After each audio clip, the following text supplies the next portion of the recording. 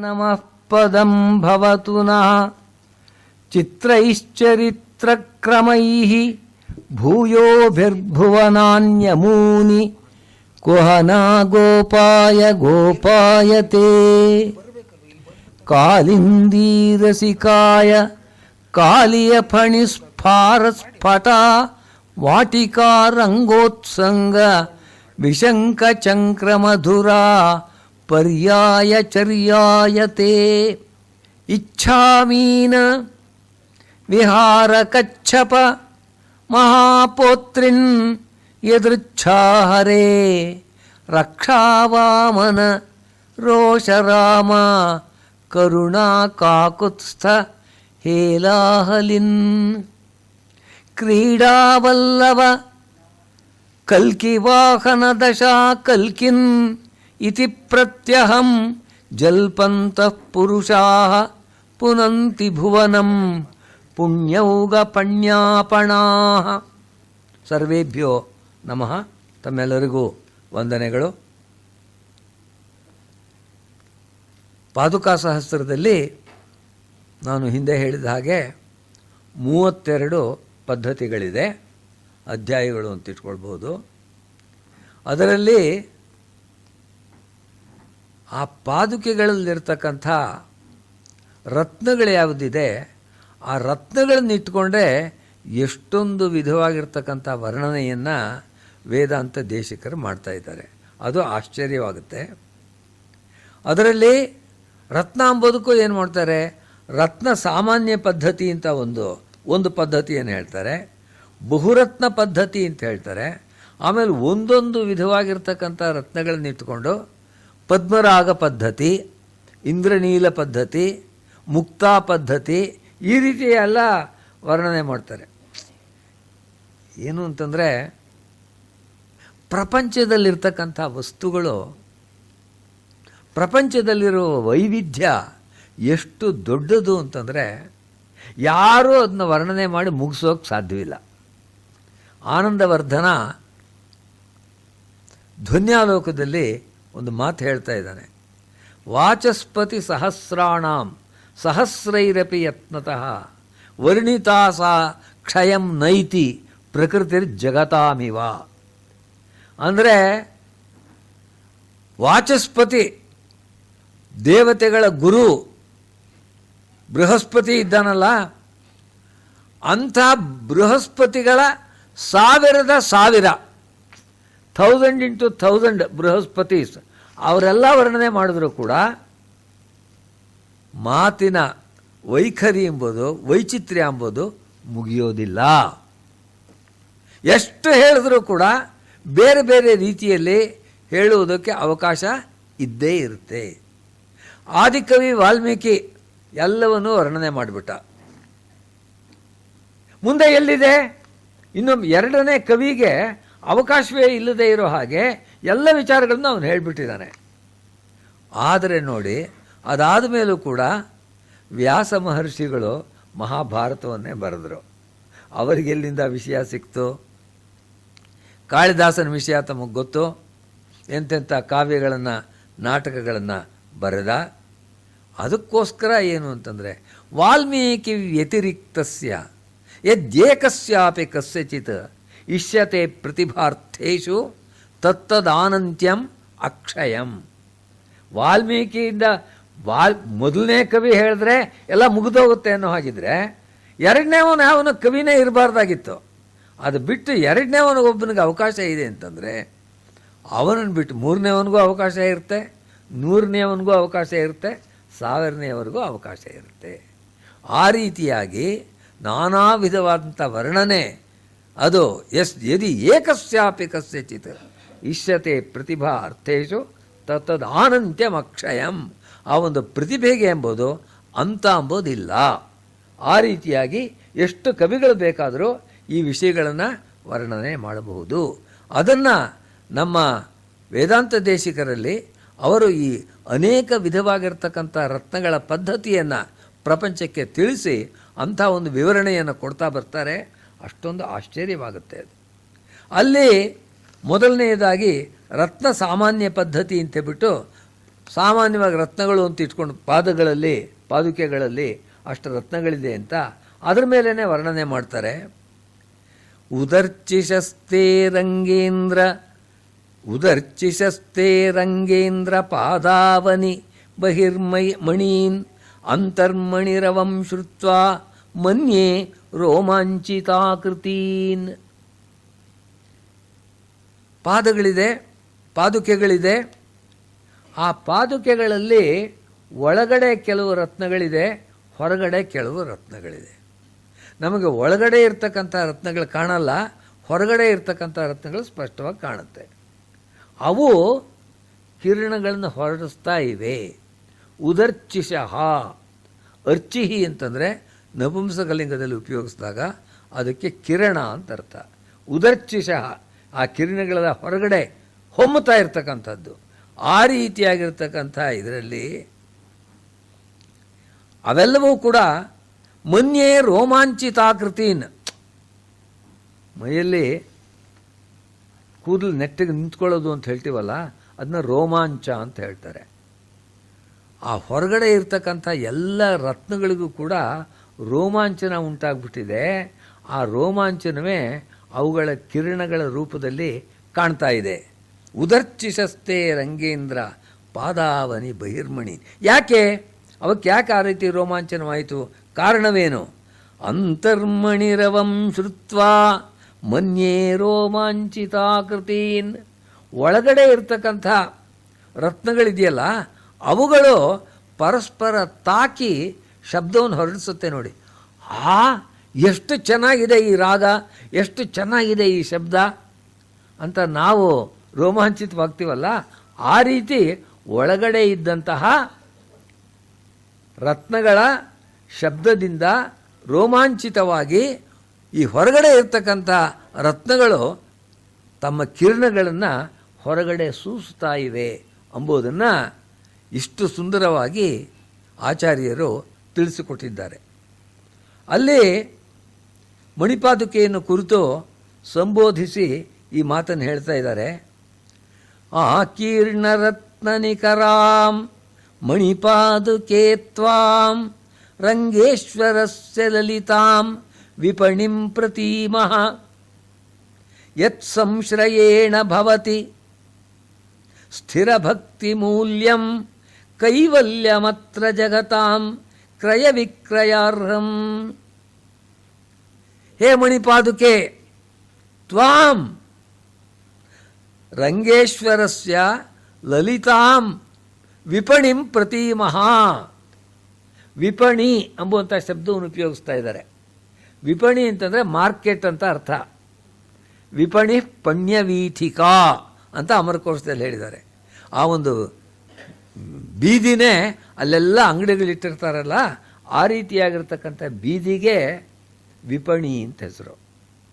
ಇಲ್ಲಿ ಹೇಳ್ತಾ ಇದ್ದಾರೆ,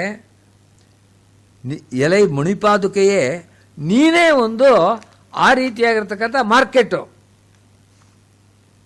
ಯಾರು ಮಾರ್ಕೆಟ್ ಇಟ್ಟಿರೋರು? ಅಲ್ಲಿರ್ತಕ್ಕಂಥ ಶೆಟ್ಟಿ ಯಾರು?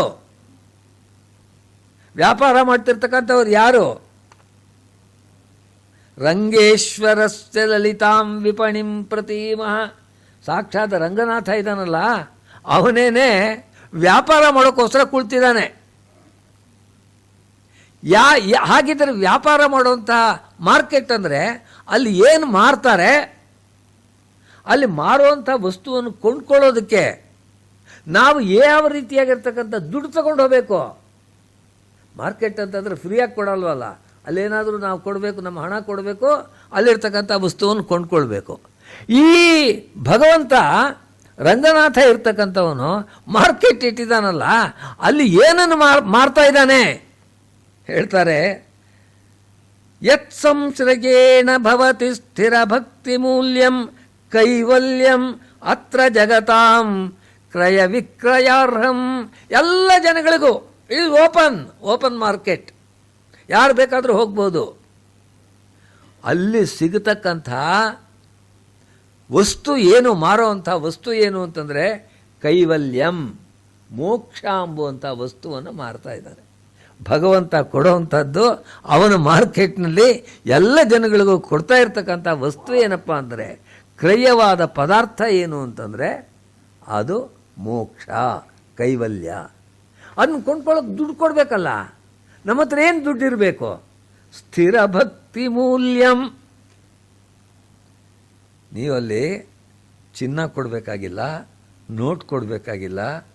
ನೀವು ಕೊಡಬೇಕಾಗಿರೋದೇನು ಅಂತಂದರೆ ಭಗವಂತನಲ್ಲಿ ಸ್ಥಿರವಾದ ಭಕ್ತಿ. ಆ ಭಗವಂತನಲ್ಲಿ ಆ ಸ್ಥಿರವಾದ ಭಕ್ತಿಯನ್ನು ಕೊಟ್ಟವ್ರಿಗೆ ಮೋಕ್ಷ ಎಂಬುವಂಥ ವಸ್ತುವನ್ನು ಮಾರ್ತಾ ಇದ್ದಾನೆ. ಆ ರೀತಿಯಾಗಿರ್ತಕ್ಕಂಥ ಮಾರ್ಕೆಟ್ ಯಾವುದಪ್ಪ ಅಂತಂದರೆ ಭಗವಂತನ ಪಾದುಕೆ. ಆ ಭಗವಂತನ ಪಾದುಕೆ ಮಾರ್ಕೆಟು. ಅಲ್ಲಿ ನೀವು ಸ್ಥಿರವಾಗಿರ್ತಕ್ಕಂಥ ಭಕ್ತಿಯನ್ನು ಕೊಟ್ಟು ಕೈವಲ್ಯವನ್ನು ಕೊಂಡುಕೊಳ್ಬಹುದು. Everyone is free to buy, to purchase this enlightenment, this liberation from the merchant who is none but our Ranganatha.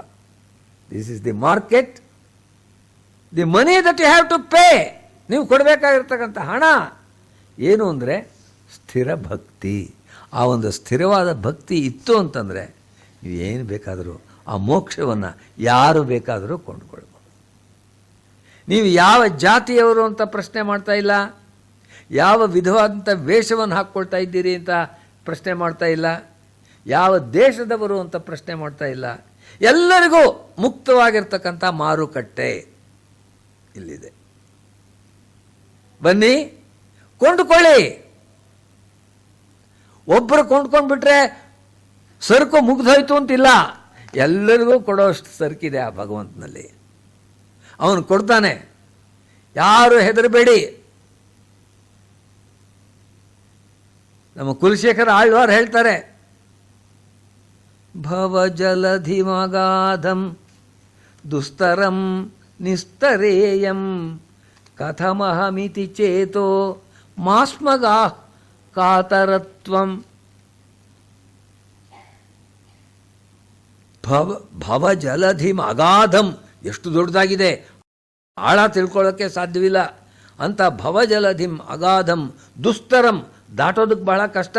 ಕಥಂ ನಿಸ್ತರೇಯಂ, ನಾನು ಹೇಗಪ್ಪ ದಾಟ್ಲಿ ಅಂಥೇಳಿ. ಹೇ ಚೇತಃ, ಮಂದ ಚೇತಃ, ಮೂಢ ಮನಸ್ಸೇ ನೀನು ಹೆದರಬೇಡ. ನರಕಭಿ ನಿಷಣ್ಣ ಭಕ್ತಿ. ಆ ನರಕಭಿತ್, ನರಕನನ್ನು ಕೊಂದಂಥ ಆ ಕೃಷ್ಣ ಇದ್ದಾನಲ್ಲ, ಅವನಲ್ಲಿರ್ತಕ್ಕಂಥ ನಿನ್ನ ಭಕ್ತಿ ಇದೆಯಲ್ಲ, ತಾವಕಿ ಭಕ್ತಿರೇಕ ನರಕಭಿಧಿ ನಿಷಣ್ಣ ತಾರಯಿಷ್ಯತ್ಯವಶ್ಯಂ, ಖಂಡಿತವಾಗಿಯೂ ಕೂಡ ನಿನ್ನನ್ನು ದಾಟಿಸುತ್ತೆ. ಆದ್ದರಿಂದ ಇಲ್ಲಿ ಬೇಕಾಗಿರುವಂಥದ್ದು ಪ್ರತಿಯೊಬ್ಬರಲ್ಲೂ ಕೂಡ ಭಗವದ್ಭಕ್ತಿ ಎಂಬುದು ಇರಬೇಕು. ಆ ಭಗವದ್ಭಕ್ತಿ ಇದ್ದರೆ ಈ ಮಾರ್ಕೆಟ್ನಲ್ಲಿ ಎಷ್ಟು ಬೇಕಾದರೂ ನೀವು ಕೊಂಡ್ಕೊಳ್ಬೋದು.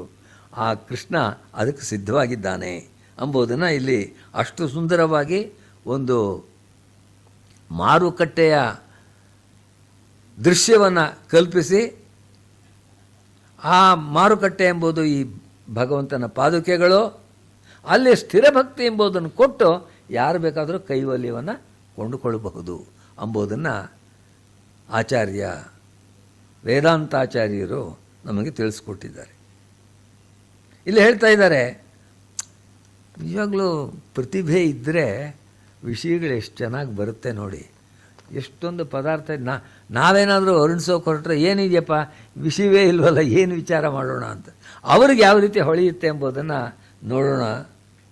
ಪ್ರಭವಂತಿ ದವೀಯಸಾಂ ಸ್ವಭಾವಾತ್ ತವ ರತ್ನಾನಿ ಮುಕುಂದ ಪಾದರಕ್ಷೇ ಅಯಸಾಮಿವ ಹಂತ ಲೋಹಕಾಂತಾಃ ಕಠಿನಾನಾಂ ಮನಸಾಂ ವಿಕರ್ಷಣಾಯ. ನಮ್ದೆಲ್ಲ ಮನಸ್ಸಿದೆಯಲ್ಲ, ನಮ್ಮಲ್ಲಿ ಪ್ರತಿಯೊಬ್ಬರಿಗೂ ಈ ಮನಸ್ಸುಗಳು ಲೋಕ ವ್ಯವಹಾರದಿಂದ ಬಹಳ ಗಟ್ಟಿಯಾಗ್ಬಿಟ್ಟಿದೆ. ಮೃದುವಾದ ಮನಸ್ಸಿಲ್ಲ ಜನಗಳಿಗೆ.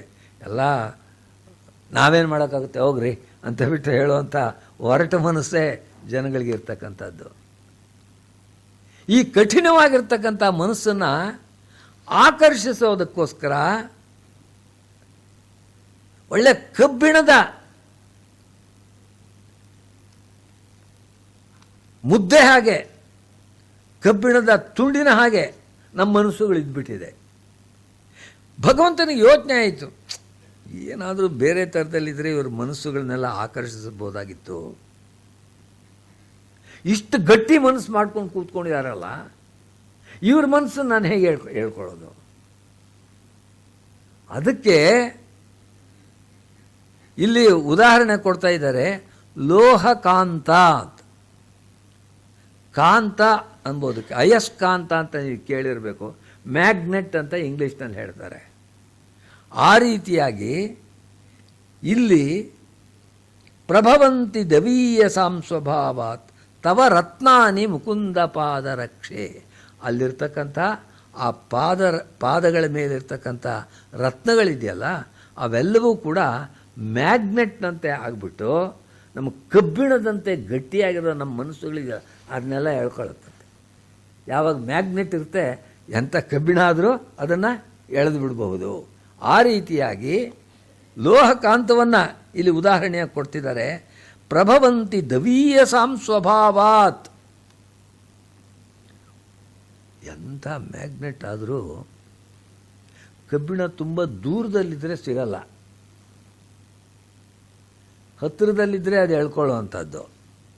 ಇಲ್ಲಿ ನಮ್ಮ ಮನಸ್ಸುಗಳೇನಾಗ್ಬಿಡ್ತಿದೆ ಅಂತಂದರೆ, ಈ ಭಗವಂತನಿಂದ ತುಂಬ ದೂರ ಹೋಗಿ ಕೂತಿದೆ.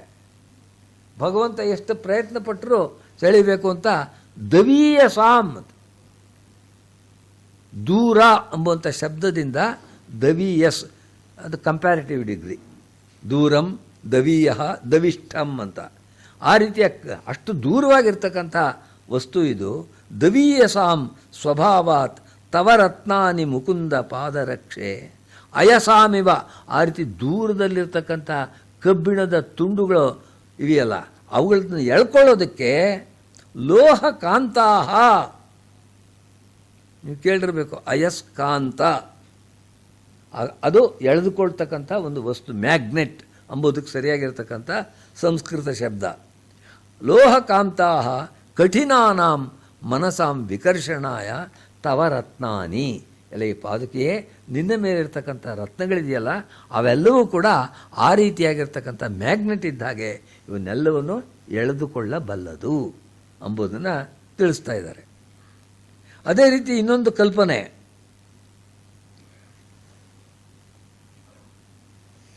ಕ್ಷಮಿಸಿ,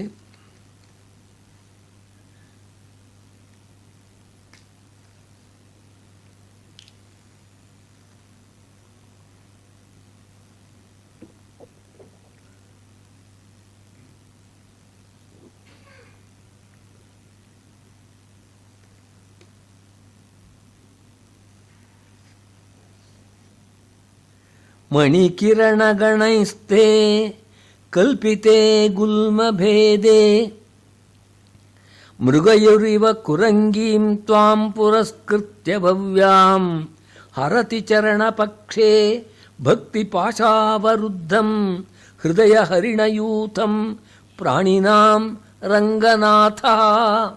ಇಲ್ಲಿ ಈ ಶ್ಲೋಕದಲ್ಲಿ ಭಗವಂತನನ್ನು ಒಬ್ಬ ಬೇಟೆಗಾರನನ್ನಾಗಿ ರೂಪಿಸಿದ್ದಾರೆ. ಆ ರೀತಿಯಾಗಿ ರೂಪಿಸಿ ಮೃಗಯುರಿವ, ಮೃಗಯು ಅಂದರೆ ಬೇಟೆಗಾರ, ಮೃಗಯ ಅಂದರೆ ಬೇಟೆ, ಮೃಗಯುರಿವ ಒಬ್ಬ ಬೇಟೆಗಾರನಂತೆ ಆ ಬೇಟೆಗಾರರು ಏನು ಮಾಡ್ತಾರೆ ಅಂತಂದರೆ ಹರಿಣ ಯೂಥವನ್ನು, ಈ ಜಿಂಕೆಗಳ ಗುಂಪನ್ನು, ಹಿಂಡನ್ನು ಸೆಳ್ಕೊಳ್ಬೇಕಾದ್ರೆ ಒಂದು ಹೆಣ್ಣು ಜಿಂಕೆಯನ್ನು ಮುಂದೆ ನಿಲ್ಲಿಸ್ತಾರಂತೆ. ಆ ಹೆಣ್ಣು ಜಿಂಕೆಯನ್ನು ಮುಂದೆ ನಿಲ್ಲಿಸಿದಾಗ ಅದನ್ನು ನೋಡಿಕೊಂಡು ಆ ಹರಿಣ ಯೂಥವೆಲ್ಲ ಹತ್ತಿರಕ್ಕೆ ಬಂದ್ಬಿಡುತ್ತೆ.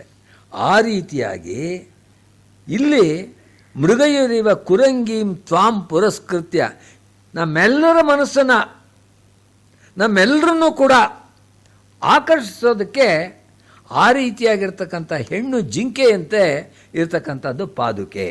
ಪಾದುಕಾ ಅಂತ ಸ್ತ್ರೀಲಿಂಗ ಇರೋದ್ರಿಂದ ಅದನ್ನು ಕುರಂಗಿ ಎಂಬುದಕ್ಕೆ ರೂಪಣ ಮಾಡಿದ್ದಾರೆ.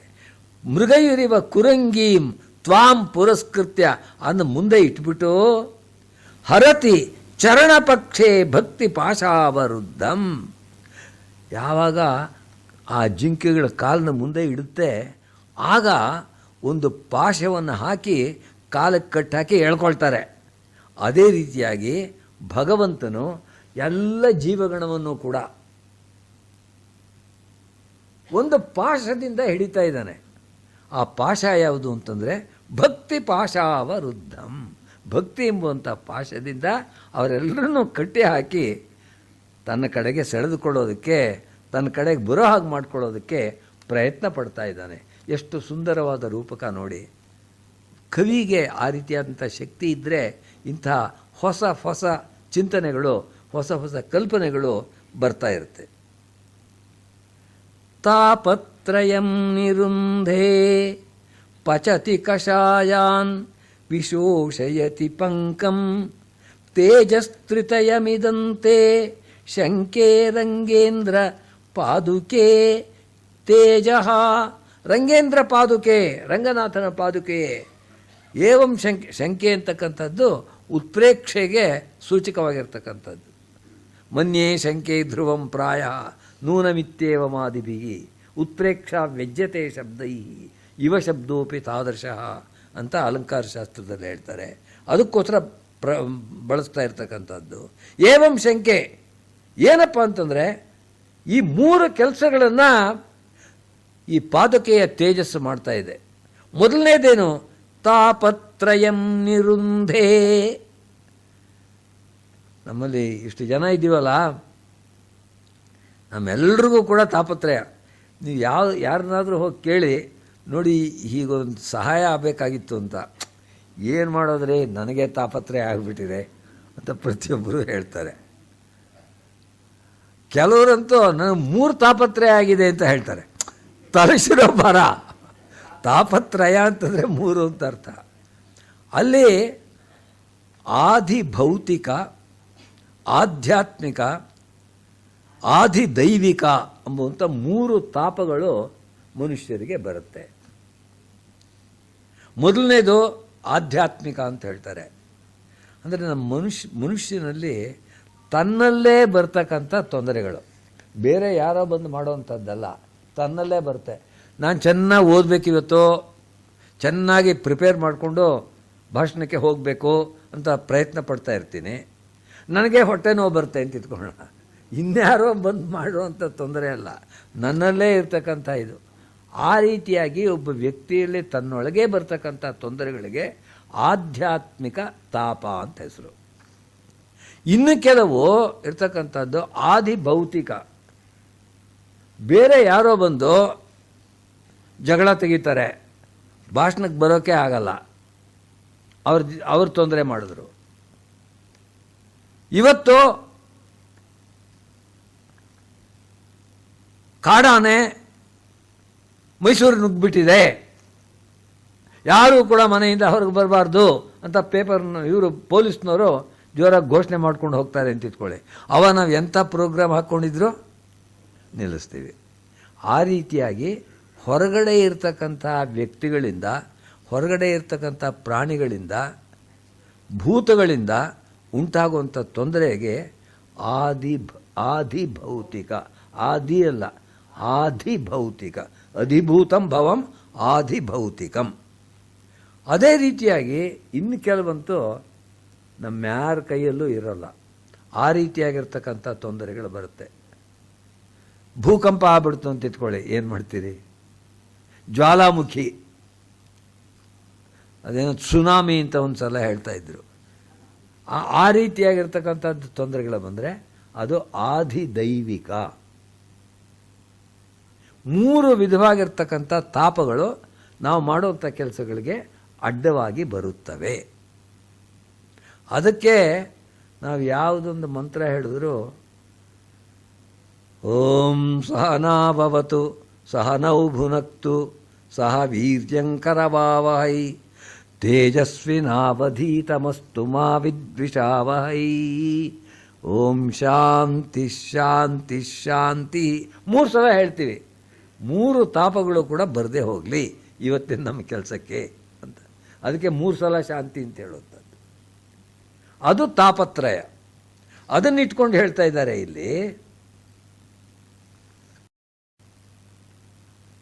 ತಾಪತ್ರಯಂ ನಿರುಂಧೆ, ನಮಗೆ ಬರ್ತಕ್ಕಂಥ 3 ವಿಧವಾದ ತಾಪಗಳನ್ನು ಕೂಡ ಇದು ನಿಲ್ಲಿಸುತ್ತೆ. ಪಚತಿ ಕಷಾಯಾನ್, ಎಷ್ಟೋ ಜನ್ಮಗಳು, ಎಷ್ಟು ಸಹಸ್ರ ಜನ್ಮಗಳನ್ನು ನಾವಾಗಲೇ ಎತ್ತಿ ಬಂದಿದ್ದೀವೋ ಗೊತ್ತಿಲ್ಲ. ಒಂದೊಂದು ಸಲ ಜನ್ಮದಲ್ಲೂ ಕೂಡ ಎಷ್ಟೆಷ್ಟು ತಪ್ಪುಗಳು ಮಾಡಿದ್ದೀವೋ, ಎಷ್ಟೆಷ್ಟು ಪಾಪಗಳು ಮಾಡಿದ್ದೀವೋ ಲೆಕ್ಕ ಹಾಕೋಕ್ಕೆ ಆಗಲ್ಲ. ಇದೆಲ್ಲವೂ ಕೂಡ ಒಳಗಡೆ ಸೇರ್ಕೊಂಡ್ಬಿಟ್ಟು ಕಷಾಯದ ಥರ ಆಗಿರುತ್ತೆ. ಈ ರೀತಿಯಾಗಿರ್ತಕ್ಕಂಥ ಕಷಾಯಗಳನ್ನು ಪಚತಿ, ಪರಿಪಕ್ವಗೊಳಿಸಿ ಅವು ತೊಂದರೆ ಮಾಡದೇ ಇರೋ ಹಾಗೆ ಮಾಡುತ್ತೆ. ವಿಶೋಷಯತಿ ಪಂಕಂ, ಪಂಕಂ, ಪಂಕ ಅಂದರೆ ಕೆಸರು. ನೋಡಿ, ಸೂರ್ಯನ ಬಿಸಿಲು ಅಂತಕ್ಕಂಥದ್ದು ಇರ್ತಕ್ಕಂಥ ಕೆಸರನ್ನೆಲ್ಲ ಒಣಗಿಸುತ್ತೆ. ಅದೇ ರೀತಿಯಾಗಿ ಭಗವಂತನ ಕರುಣೆ ಎಂಬುವಂಥ ಈ ಒಂದು ತೇಜಸ್ಸು, ಪಾದುಕೆಯ ತೇಜಸ್ಸು ನಮ್ಮಲ್ಲಿರ್ತಕ್ಕಂಥ ಪಂಕವನ್ನು ಒಣಗಿಸುತ್ತೆ. ಅಸ್ತ್ರೀ ಪಂಕಂ ಪುಮಾನ್ ಪಾಪ್ಮ ಪಾಪ ಕಿಲ್ ಬಿಷಕಲ್ಮಷಂ ಅಂತ ಮರ. ಪಂಕ ಶಬ್ದಕ್ಕೆ ಪಾಪ ಅಂತ ಅರ್ಥ ಇದೆ. ನಮ್ಮ ಪಾಪವನ್ನೆಲ್ಲ ಒಣಗಿಸ್ಬಿಡುತ್ತೆ. ಈ ರೀತಿಯಾಗಿರ್ತಕ್ಕಂಥ ಇದು ತೇಜ ತ್ರಿತಯಮಿದಂತೆ ಶಂಕೆ ರಂಗೇಂದ್ರ ಪಾದುಕೆ, ರಂಗೇಂದ್ರ ಪಾದುಕೆ ತೇಜ. ಆ ರೀತಿಯಾಗಿರ್ತಕ್ಕಂಥ ಪಾದುಕೆಗೆ ನಿನ್ನ ತೇಜಸ್ಸು ಈ ಎಲ್ಲ ಕೆಲಸವನ್ನು ಮಾಡುತ್ತೆ, ಎಲ್ಲ ತಾಪತ್ರಯವನ್ನು ಕೂಡ ದೂರ ಮಾಡುತ್ತೆ. ಆದ್ದರಿಂದ ನಿನ್ನಲ್ಲಿ ನಾವು ಭಕ್ತಿಯನ್ನು ತೋರಿಸಬೇಕಾಗಿರೋದು ನಮ್ಮ ಉದ್ಧಾರಕ್ಕೆ ಇರತಕ್ಕಂಥ ಮೊದಲನೆಯ ದಾರಿ, ಮೊದಲನೆಯ ಮೆಟ್ಟಿಲು ಎಂಬುದನ್ನು ತಿಳಿಸ್ತಾ ಇದೆ. ಇದಾದಮೇಲೆ ಇನ್ನೊಂದು ಪದ್ಧತಿ, ಇಲ್ಲಿ ನಾನು ಹೇಳಿದ 4 ಶ್ಲೋಕ, ಅಲ್ಲಿ 40 ಶ್ಲೋಕ ಇದೆ ಮೂಲದಲ್ಲಿ. ಬಹುರತ್ನ ಪದ್ಧತಿ ಅಂತ ಮಾಡಿದ್ರು. ರತ್ನ ಸಾಮಾನ್ಯ ಪದ್ಧತಿ ಅಂತ ಮಾಡಿಬಿಟ್ಟು ಬಹುರತ್ನ ಪದ್ಧತಿ ಅಂತ ಇನ್ನೊಂದು ಪದ್ಧತಿಯನ್ನು ಆರಂಭ ಮಾಡ್ತಾ ಇದ್ದಾರೆ. ಮುಖಪಾಪೂರುಪಾದೇಭ್ಯೋ ವರ್ಣಾನ್ ಸೃಷ್ಟವತಃ ಪ್ರಭೋ ಪ್ರಪದ್ಯೆ ಪಾದುಕಾಂ ರತ್ನೈಃ ವ್ಯಕ್ತವರ್ಣವ್ಯವಸ್ಥಿತಿಂ. ಮುಖ, ಬಾಹು, ಊರು, ಪಾದ, ಭಗವಂತನ ಈ 4 ಅಂಗಗಳಿಂದ 4 ವರ್ಣಗಳು, ಬ್ರಾಹ್ಮಣಾದ್ಯಾಹ ವರ್ಣಾಹ, ಆ 4 ವರ್ಣಗಳು ಕೂಡ ಉತ್ಪನ್ನವಾದವು ಅಂತ ಪುರುಷ ಸೂಕ್ತದಲ್ಲಿ ಮಾತು ಬರ್ತಾ ಇದೆ. ಬ್ರಾಹ್ಮಣೋಸ್ಯ ಮುಖಮಾಸೀತ್ ಬಾಹೂರಾಜನ್ಯಕೃತಃ ಊರು ತದಸ್ಯ ಯದ್ವೈಶ್ಯಃ ಪದ್ಭ್ಯಾಗಂ ಶೂದ್ರೋ ಅಜಾಯತ. ಅದನ್ನು ಇಲ್ಲಿ ಹೇಳ್ತಾ ಇದ್ದಾರೆ ನೋಡಿ. ಮುಖ, ಬಾಹು, ಊರು, ಪಾದೇಭ್ಯ, ಈ 4ಗಳಿಂದ ವರ್ಣಗಳನ್ನು ಸೃಷ್ಟಿ ಮಾಡ್ದ ಭಗವಂತ. 4 ವರ್ಣಗಳನ್ನು ಸೃಷ್ಟಿ ಮಾಡಿದ್ದಾನೆ. ಅದನ್ನು ಈ ಪಾದುಕೆ ಇದೆಯಲ್ಲ, ಅದು 4 ಬಣ್ಣದ ರತ್ನಗಳನ್ನು ತನ್ನಲ್ಲಿ ಹೊಂದಿರೋದ್ರಿಂದ ಈ 4 ವರ್ಣ ವ್ಯವಸ್ಥಿತಿಯನ್ನು ಮಾಡ್ತಾ ಇದೆ. ಇಲ್ಲಿ ಮುತ್ತುಗಳಿರುತ್ತೆ, ಅವು ಬಿಳಿಯ ಬಣ್ಣದಲ್ಲಿರುತ್ತೆ. ಪದ್ಮರಾಗಗಳಿರುತ್ತೆ, ಅವು ಕೆಂಪು ಬಣ್ಣದಲ್ಲಿರುತ್ತೆ. ಇಂದ್ರನೀಲಗಳಿರುತ್ತೆ, ಅವು ಕಪ್ಪು ಬಣ್ಣದಲ್ಲಿರುತ್ತೆ. ಮರಕತ ಇತ್ಯಾದಿಗಳಿರುತ್ತೆ, ಅದು ಹಸಿರು ಬಣ್ಣದಲ್ಲಿರುತ್ತೆ. ಹೀಗೆ ವರ್ಣ ವ್ಯವಸ್ಥಿತಿಯನ್ನು ಈ ರತ್ನಗಳೇ ಮಾಡ್ತಾ ಇವೆ. ಅದು ಭಗವಂತ ಯಾವಾಗ ಸೃಷ್ಟಿ ಮಾಡಿದಾಗ ಚಾತುರ್ವರ್ಣ್ಯವನ್ನು ಸೃಷ್ಟಿ ಮಾಡಿದ್ನೋ ಆ ರೀತಿಯಾಗಿರ್ತಕ್ಕಂಥದ್ದನ್ನು ಪಾದುಕೆಯು ಪ್ರತಿಫಲಿಸಿ ತೋರಿಸ್ತಾ ಇದೆ. ಪ್ರಪದ್ಯೆ ಪಾದುಕಾಂ ರತ್ನೈ ವ್ಯಕ್ತವರ್ಣ ವ್ಯವಸ್ಥಿತಿಂ ಪೃಥಗ್ವಿಧಾನಾಂ ದ್ಯುತಿಭಿರ್ಮಣೀನಾಂ ತ್ವಾಂ ಪಾದುಕೆ ಲೋಹಿತ ಶುಕ್ಲ ಕೃಷ್ಣಾಂ ವಿಹಾರ ಹೇತೋರ್ ಇಹರಂಗಭರ್ತು ಪಾದಾನುಶಕ್ತಾಂ ಪ್ರಕೃತಿಂ ಪ್ರತೀಮಃ. ಉಪನಿಷತ್ತುಗಳ ಸಾರ ಎಲ್ಲ ಹೇಳ್ಬಿಡ್ತಾರ್ರಿ ವೇದಾಂತ ದೇಶಿಕರು. ಸ್ತೋತ್ರ ಅಂತ ಇಟ್ಕೊಂಡಿದ್ರು ಕೂಡ ನೀವು ಉಪನಿಷತ್ತನ್ನು ಓದಿದ್ರೆ ಎಷ್ಟು ಅರ್ಥಗಳು ಗೊತ್ತಾಗುತ್ತೋ ಅಷ್ಟು ಇಲ್ಲೇ ಗೊತ್ತಾಗುತ್ತೆ. ಏನು ಆ ರೀತಿಯಾಗಿರ್ತಕ್ಕಂಥ ಇದು ಬರಬೇಕಾದ್ರೆ ಸಾಮಾನ್ಯವೇ. ಪೃಥಗ್ವಿಧಾನಾಂ ದ್ಯುತಿಭಿರ್ಮಣೀನಾಂ, ಮಣೀನಾಂ ಪೃಥಗ್ವಿಧಾಭಿಹಿ ದ್ಯುತಿಭಿಹಿ. ಆ ಬೇರೆ ಬೇರೆ ರತ್ನಗಳಿದೆಯಲ್ಲ, ಆ ರತ್ನಗಳ ನಾನಾ ವಿಧವಾಗಿರ್ತಕ್ಕಂಥ ಬಣ್ಣಗಳಿಂದ, ದ್ಯುತಿಭಿಹಿ ಕಾಂತಿಗಳಿಂದ. ಹೇ ಪಾದುಕೆ ತ್ವಾಂ ಲೋಹಿತ ಶುಕ್ಲ ಕೃಷ್ಣಾಂ, ಲೋಹಿತ ಕೆಂಪಾಗಿರ್ತಕ್ಕಂಥದ್ದು, ಶುಕ್ಲ ಬೆಳ್ಳಗಿರುವಂಥದ್ದು ಬಿಳುಪಾಗಿರುವಂಥದ್ದು, ಕೃಷ್ಣಾಂ ಕಪ್ಪಾಗಿರೋದು, 3 ವಿಧವಾಗಿರ್ತಕ್ಕಂಥ ಬಣ್ಣಗಳನ್ನು ಕೊಡ್ತಾ ಇದ್ದಾರೆ. ಈ ಮಾತನ್ನು ಉಪನಿಷತ್ತುಗಳನ್ನು ಓದಿಲ್ಲದೆ ಇರ್ತಕ್ಕಂಥವರು ಆಡೋದಕ್ಕೆ ಸಾಧ್ಯವಿಲ್ಲ. ಶ್ವೇತಾಶ್ವತರ ಉಪನಿಷತ್ತಿನಲ್ಲಿ, ಬೇರೆ ಉಪನಿಷತ್ತುಗಳಲ್ಲೂ ಬರ್ತೆ, ಅಲ್ಲಿ ಮಂತ್ರ ಬರ್ತಾ ಇದೆ. ಅಜಾಮೇಕಾಂ ಲೋಹಿತ ಶುಕ್ಲ ಕೃಷ್ಣಾಂ, ಅಜಾಂ ಏಕಾಂ ಲೋಹಿತ ಶುಕ್ಲ ಕೃಷ್ಣಾಂ ಬಹ್ವೀಃ ಪ್ರಜಾಃ ಸೃಜಮಾನಾಂ ಸ್ವರೂಪಾಃ. ಏಕೋ ಅಜೋಹ್ಯೇಕೋ ಏಕೋ ಸೃಜಮಾನಾಂ ಸ್ವರೂಪಾಃ ಅಜೋಹ್ಯೇಕೋ ಜಹಾತ್ಯನ್ಯೋ ಭುಕ್ತಭೋಗಾಂ ಅಜೋನ್ಯಃ ಅಂತ ಬರ್ತಾಯಿದೆ. ಅಂದರೆ ಏನು, ನೀವೆಲ್ಲ ಅಜ ಎಂಬುವಂಥ ಶಬ್ದವನ್ನು ತಿಳ್ಕೊಳ್ಬೇಕು. ಲೋಕದಲ್ಲಿ ಅಜ ಎಂಬ ಶಬ್ದಕ್ಕೆ ಹೆಣ್ಣು ಮೇಕೆ ಅಂತ ಅರ್ಥ. ಅಜಹ ಅಂತಂದರೆ ಮೇಕೆ, ಗಂಡು ಮೇಕೆ. ಹೋತ ಅಂತ ಏನು ಮೇಕೆ ಹೋತ ಅಂತ ಹೇಳ್ತಾರಲ್ಲ ಅದು. ಅಜಾ ಅಂದರೆ ಹೆಣ್ಣು ಮೇಕೆ. ಇಲ್ಲಿ ಒಂದು ಹೆಣ್ಣು ಮೇಕೆ ಇದೆ ಅಂತ ಹೇಳ್ತಾ ಇದ್ದಾರೆ. ಉಪನಿಷತ್ನವರು ಮೇಕೆಗಳ ವಿಷಯ ಯಾಕಪ್ಪ ಹೇಳಬೇಕು? ಹೌದು, ಅದೇನು ರೈತರಿಗೆ ಸಲಹೆ ಅಂತ ಬರ್ತಾರಲ್ಲ ಪ್ರೋಗ್ರಾಮೇ ಇದು. ಮೇಕೆ ಇದೆ ಅಂತ ಹೇಳಿ ಅಜಾ ಮೇಕಾಂ. ಆ ಮೇಕೆಗೆ ಬಣ್ಣಗಳು ಯಾವ ರೀತಿ ಇದೆ ಅಂತ ಹೇಳ್ತಿದ್ದಾರೆ. ಮೇಕೆ ಮೈಯಲ್ಲಿ ಇಲ್ಲಿ ಈ ಕಡೆ ಒಂದು ಬಣ್ಣ, ಆ ಕಡೆ ಒಂದು ಬಣ್ಣ, ತಲೆಯ ಒಂದು ಬಣ್ಣ, ಬಾಲ್ವೆ ಒಂದು ಬಣ್ಣ ಇರ್ತಲ್ಲ, ಅದಕ್ಕೋಸ್ಕರ ಹೇಳ್ತಾ ಇದ್ದಾರೆ. ಲೋಹಿತ ಶುಕ್ಲ ಕೃಷ್ಣಾಂ. ಕೆಲವು ಭಾಗದಲ್ಲಿ ಕೆಂಪು ಬಣ್ಣವೂ ಇದೆ, ಕೆಲವು ಭಾಗದಲ್ಲಿ ಬಿಳಿ ಬಣ್ಣವೂ ಇದೆ, ಕೆಲವು ಭಾಗದಲ್ಲಿ ಕಪ್ಪು ಬಣ್ಣವೂ ಇದೆ ಅಂತ ಮೇಕೆ. ಅಜಾಮೇಕಾಂ ಲೋಹಿತ ಶುಕ್ಲ ಕೃಷ್ಣಾಂ ಬಹ್ವೀಃ ಪ್ರಜಾಃ. ಎಷ್ಟೋ ಮರಿಗಳನ್ನು ಹಾಕ್ತಾ ಇದೆಯಂತೆ ಅದು. ಸೃಜಮಾನಾಂ ಸ್ವರೂಪಾಃ, ತನ್ನ ರೂಪದಲ್ಲಿರ್ತಕ್ಕಂಥದ್ದೇ. ಮೇಕೆ ಅದು ಮರಿ ಹಾಕಿದ್ರೆ ಅದೇ ಕುದುರೆ ಥರ ಹಾಕಲ್ಲ, ಅದು ಮೇಕೆ ಥರದ್ದೇ ಹಾಕುವಂಥದ್ದು. ಸೃಜಮಾನಾಂ ಸ್ವರೂಪಾಃ. ಅದರ ಜೊತೆ ಒಳಗೆ ಒಂದು ಅಜ, ಒಂದು ಮೇಕೆ ಇದೆಯಲ್ಲ, ಅದು ಜುಷಮಾಣೋ ಅನುಶೇತೆ. ಏಕಃ ಅಜಃ ಜುಷಮಾಣೋ ಅನುಶೇತೆ. ಅದರ ಜೊತೆ ಒಳಗೆ ಇರಬೇಕು ಅಂತ ಎಷ್ಟು ಚೆನ್ನಾಗಿದೆ, ಇಂಥ ಮೇಕೆ ಜೊತೆ ಒಳಗಿದ್ರೆ ಎಷ್ಟು ಚೆನ್ನಾಗಿರುತ್ತೆ ಅಂಥೇಳಿ ಆ ಗಂಡು ಮೇಕೆಯು ಅದರ ಜೊತೆ ಒಳಗೆ ಇದೆಯಂತೆ.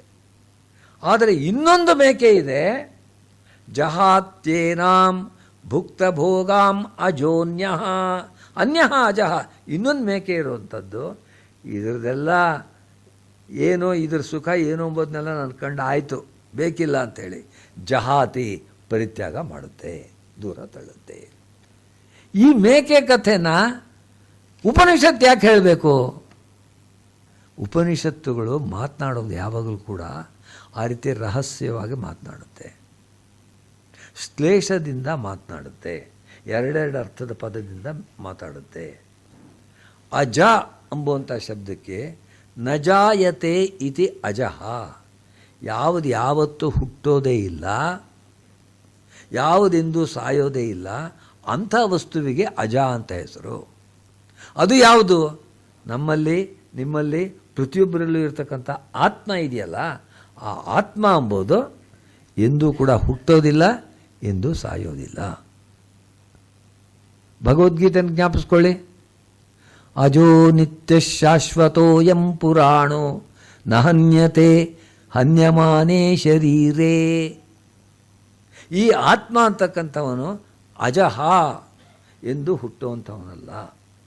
ನಿತ್ಯ, he is eternal, he is always there.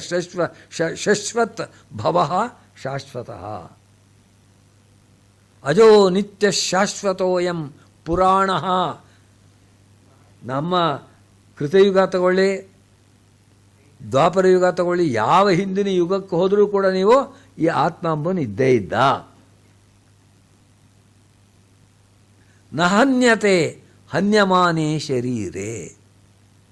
ಈ ಶರೀರ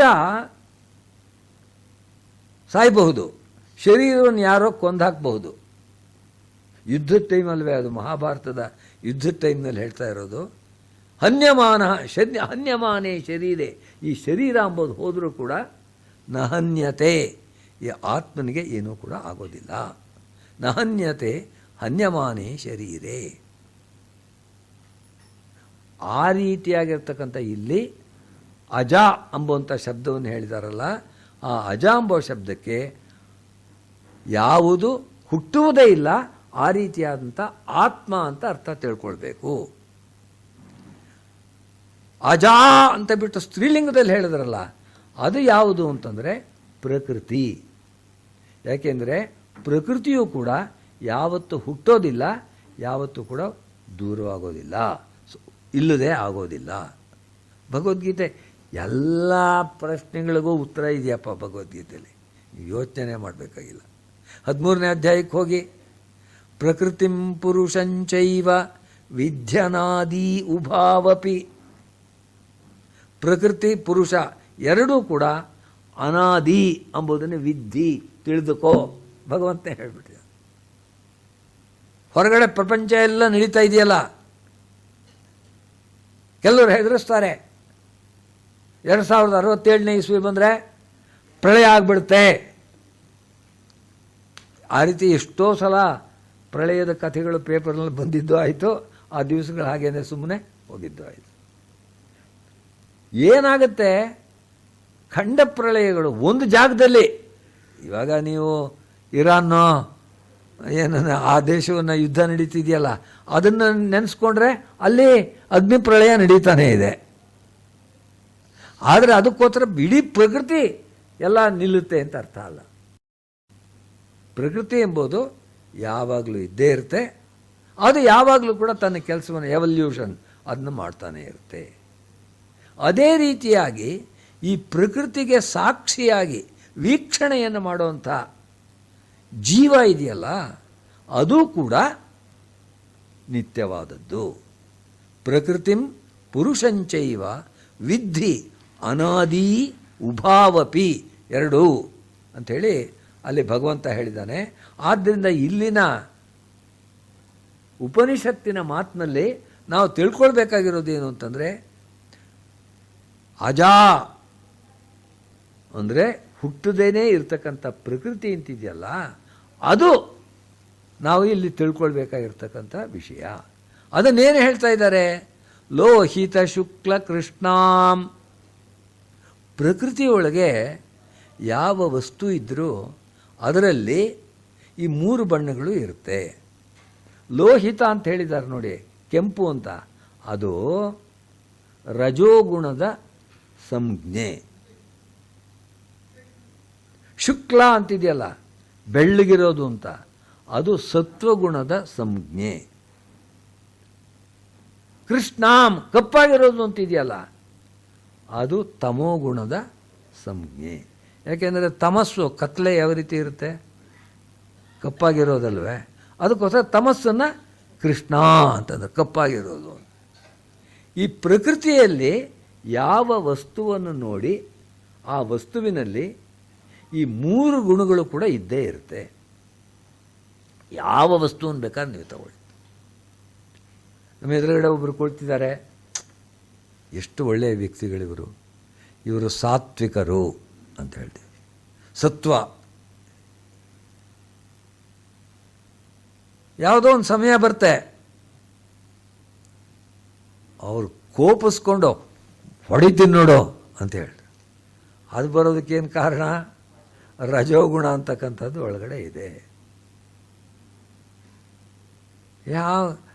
ಇವಾಗ ಏನು ಬೇಡ್ರಿ, ಕೈಲಾಗಲ್ಲ, ಮಲಗಿಬಿಡ್ತೀನಿ, ಕೈ ನನಗೇನು ತೋಚ್ತಾ ಇಲ್ಲ. ವಿಜ್ಞಾನಿಗಳು ಕೂಡ ಆ ರೀತಿ ಕೂತ್ಕೊಂಡ್ಬಿಡ್ತಾರೆ, ಏನು ದಿ ಮೈಂಡ್ ಈಸ್ ಬ್ಲ್ಯಾಂಕ್. ಅದಕ್ಕೆ ಕಾರಣ ಏನು ಅಂತಂದರೆ ಆ ಟೈಮ್ನಲ್ಲಿ ತಮೋಗುಣ ಅಂಬೋದು ಅಲ್ಲಿ ಕೆಲಸ ಮಾಡ್ತಾ ಇದೆ.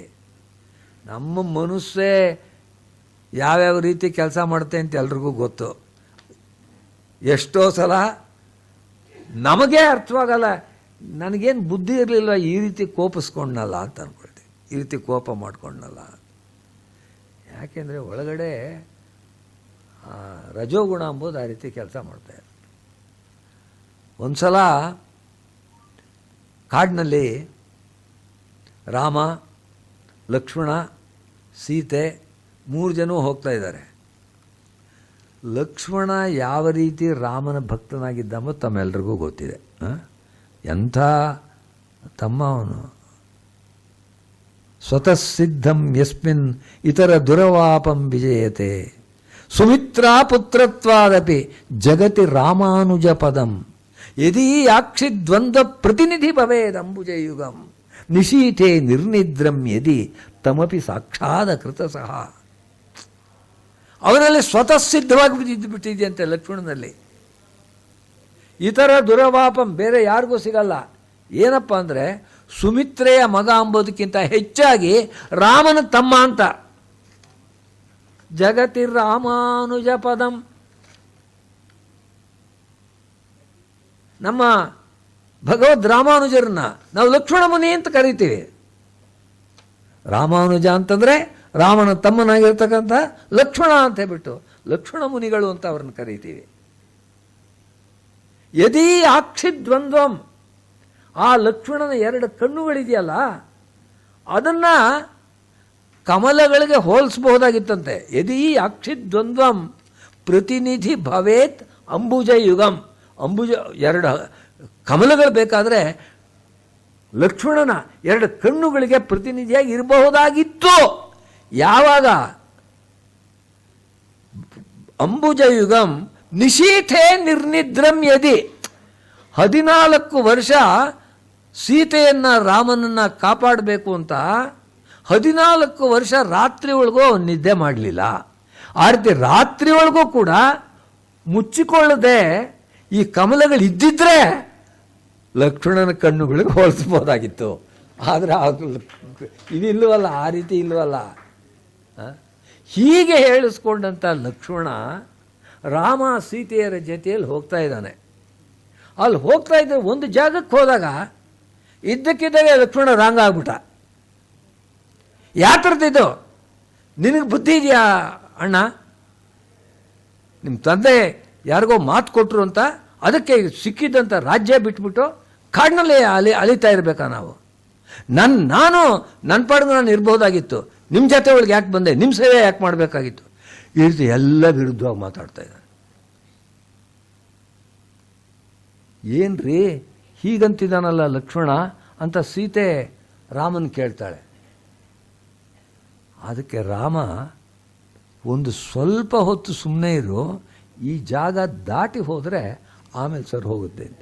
ಅಲ್ಲಿ ನಡೀತಿದ್ದಾರೆ, ಅಷ್ಟು ದೂರ ಹೋದರು, ಆ ಒಂದು ಜಾಗ ಮುಂದಕ್ಕೆ ಹೋದರು. ಆಗ ಅಣ್ಣ ತಪ್ಪು ಮಾಡಿಬಿಟ್ಟೆ, ನಿನ್ನ ಕಾಲು ಹಿಡಿತಾ ಇದ್ದೀರಿ. ಅತ್ತಿಗೆ ಕಾಲು ಹಿಡ್ಕೊಳ್ತಿದ್ದಾನೆ, ಅಣ್ಣನ ಕಾಲು ಹಿಡ್ಕೊಳ್ತಾ ಇದ್ದಾನೆ. ಏನೇನು ಮಾತಾಡ್ಬಿಟ್ಟೆ ನಾನು, ನನಗೆ ಯಾಕೆ ಆ ರೀತಿ ಬುದ್ಧಿ ಆಯಿತು? ರಾಮ ಹೇಳ್ತಾನೆ, ಈ ಜಾಗ ಇದೆಯಲ್ಲ, ಇಲ್ಲಿ ಭೂಮಿಯಲ್ಲಿ ರಾಕ್ಷಸರ ಶವಗಳನ್ನು ಹೂಳಿದ್ರು, ಅದ್ರ ಮೇಲೆ ನಡ್ಕೊಂಡು ಬಂದವು ನಾವು. ಅದರ ಪ್ರಭಾವದಿಂದ ಸ್ವಲ್ಪ ಹೊತ್ತು ನಿನಗೂ ಬುದ್ಧಿ ಕೆಟ್ಟಾಗಿತ್ತು, ನಿನ್ನ ಬುದ್ಧಿ ಇತ್ತಲ್ಲ. ಹೀಗೆ ಯಾವ್ಯಾವುದೋ ಕಾರಣಕ್ಕೆ ನಮಗೂ ಕೂಡ ಬುದ್ಧಿ ಕೆಟ್ಟೋಗುತ್ತೆ, ದಡ್ತನದಲ್ಲೂ ಕುಳಿತಿರ್ತೀವಿ. ಅದು ಯಾಕೆ ಅಂತಂದರೆ ಪ್ರಕೃತಿಯಲ್ಲಿರ್ತಕ್ಕಂಥ 3 ಗುಣಗಳು, ಸತ್ವಂ ರಜಸ್ತಮ ಇತಿ ಗುಣಾ ಪ್ರಕೃತಿ ಸಂಭವಾ. ಒಂದು ಆಹಾರವನ್ನು ತಗೊಳ್ತೀವಿ, ಆ ಆಹಾರ ಅಂಬೋದು ಸರಿಯಾಗಿ ಆವಾಗ ನಾವು ಪಕ್ವ ಮಾಡಿ ಫ್ರೆಶ್ ಆಗಿದ್ದಾಗ ಆವಾಗ ನಾವು ತಿಂತೀವಿ ಅಂತ ಇಟ್ಕೊಳ್ಳೋಣ, ಅದು ಸಾತ್ವಿಕವಾಗಿರುತ್ತೆ. ಅದನ್ನು ಫ್ರಿಡ್ಜ್ ಇದೆಯಲ್ಲ, ನಾಳೆಗಿರಲಿ ನಾಡಿದ್ಗಿರಲಿ ಅಂತ ಇಟ್ಬಿಟ್ಟು ಅದನ್ನು ಆಮೇಲೆ ಯಾವಾಗಲೂ ಮತ್ತೆ ಬಿಸಿ ಮಾಡಿ ತಿಂತೀವಲ್ಲ, ಆವಾಗ ಅದು ತಮೋಗುಣ ಅಂಬೋದು ಬಂದೇ ಬರುತ್ತೆ. ಅಮೇರಿಕಾದಲ್ಲಿದ್ದಾಗ ನನಗೆ ಎಕ್ಸ್ಪೀರಿಯನ್ಸ್ ಆಯಿತು. ಯಾರ್ದೋ ಮನೆ ಒಳಗೆ ಪಾರ್ಟಿ ಅಂತ ಹೇಳ್ಬಿಟ್ಟು ಎಲ್ಲರನ್ನೂ ಕರೆಯೋಕೆ ಇಂಡಿಯನ್ಸ್ನೆಲ್ಲ ಕರೆದು ಪಾರ್ಟಿ ಮಾಡ್ತೀವಿ ಅಂತ ಹೋಗಿದ್ವು. ಏನೇನೋ ಒಳ್ಳೊಳ್ಳೆ ತಿಂಡಿ ಅವರು ಮಾಡಿದ್ರು, ಯಾರ್ಯಾರೋ ತಂದಿದ್ರು, ತಿಂದ್ವಿ. ಅವತ್ತು ಸರ್ವಾಯಿತು. ಆದರೆ ಆಮೇಲೆ ಏನಾಯಿತು, ಆರತಿ ಎಲ್ಲ ಮಾಡಿದ್ದಾಗ ಸ್ವಲ್ಪ ಜಾಸ್ತಿ ಮಾಡಿರ್ತಾರೆ, ಅದು ಉಳ್ಕೊಳ್ಳೋದು ಅನಿವಾರ್ಯ, ಮಿಕ್ಕಿಬಿಡುತ್ತೆ. ಮಿಕ್ಕಿದ್ದನ್ನು ಫ್ರಿಜ್ಜಲ್ಲಿಟ್ಟು ಮಾರನೇ ದಿವಸ ಲೆಫ್ಟ್ ಓವರ್ ಪಾರ್ಟಿ ಅಂತ ಯಾವುದು ಉಳಿದಿರ್ತಲ್ಲ ಅದನ್ನೇ 4 ಜನನ ಕರೆದು ಎಲ್ರಿಗೂ ಹಂಚೋದು, ಲೆಫ್ಟ್ ಓವರ್ ಪಾರ್ಟಿ ಅಂತ. ಅವತ್ತು ತಿಂದವ್ರಿಗೆ ಏನಾದರೂ ಟ್ರಬಲ್ ಆಗೋದು ಗ್ಯಾರಂಟಿ. ಒಂದೊಂದು ವಸ್ತುವಿನಲ್ಲೂ ನೀವು ನೋಡಿ, ಸತ್ವಗುಣವೂ ಇರುತ್ತೆ, ತಮೋಗುಣವೂ ಇರುತ್ತೆ, ರಜೋಗುಣವೂ ಇರುತ್ತೆ. ಆ ರೀತಿಯಾಗಿರ್ತಕ್ಕಂಥ ಆಹಾರಗಳನ್ನು ತಿಂದಾಗ ನಮಗೆ ಕೋಪ ಬಂದು ಎಲ್ಲರ ಮೇಲೂ ರೇಗ್ತಾ ಇರೋದು, ಅದು ಕೂಡ ಸಾಧ್ಯ. ರಜೋಗುಣದ್ದು ಆ ರೀತಿಯಾಗಿ ಇರುತ್ತೆ. ಆಹಾರದಲ್ಲೇ ಆ ರೀತಿ ವ್ಯತ್ಯಾಸಗಳಿದೆ. ಅದನ್ನಿಟ್ಟುಕೊಂಡು ಇಲ್ಲಿ ಪ್ರಕೃತಿಯೊಳಗೆ ಏನು ಹೇಳ್ತಾ ಇದ್ದಾರೆ, ಅಜಾಂ ಈ ರೀತಿಯಾಗಿ ಇದು ಲೋಹಿತ ಶುಕ್ಲ ಕೃಷ್ಣಾಂ 3 ಗುಣಗಳು ಕೂಡ ಇದರಲ್ಲಿದೆ. ಇದು ಪ್ರಕೃತಿ. ಇದನ್ನು ಇನ್ನೊಬ್ಬ ಅಜಹ, ಈ ಆತ್ಮ ಅಂತಕ್ಕಂಥವನು ಈ ಪ್ರಕೃತಿ ಜೊತೆ ಒಳಗೆ ಇದ್ದರೆ ಎಷ್ಟು ಖುಷಿಯಾಗಿರುತ್ತೆ, ಎಷ್ಟೆಷ್ಟು ಆನಂದ ಕೊಡುತ್ತೆ, ಏನೇನು ಎಕ್ಸ್ಪೀರಿಯನ್ಸ್ ಕೊಡುತ್ತೆ, ಲೆಟ್ ಮಿ ಹ್ಯಾವ್ ಇಟ್ ಅಂತ ಹೇಳ್ಬಿಟ್ಟು ಆ ಪ್ರಕೃತಿ ಜೊತೆ ಒಳಗೆ ಇದ್ಬಿಡ್ತಾರೆ. ಅದು ಒಂದು ವಿಧವಾಗಿರ್ತಕ್ಕಂಥ ಜೀವರು. ಅಂಥವ್ರನ್ನ ಬದ್ಧ ಜೀವರು ಅಂತ ಕರೀತಾರೆ. ಬಂಧನದಲ್ಲಿ they are in a bondage. ಸ್ವಲ್ಪ ಹೆಚ್ಚು ಕೂಡ ನಾವೆಲ್ಲ ಅದೇ ಗುಂಪಿಗೆ ಸೇರಿದವರು ಬದ್ಧ ಜೀವರು.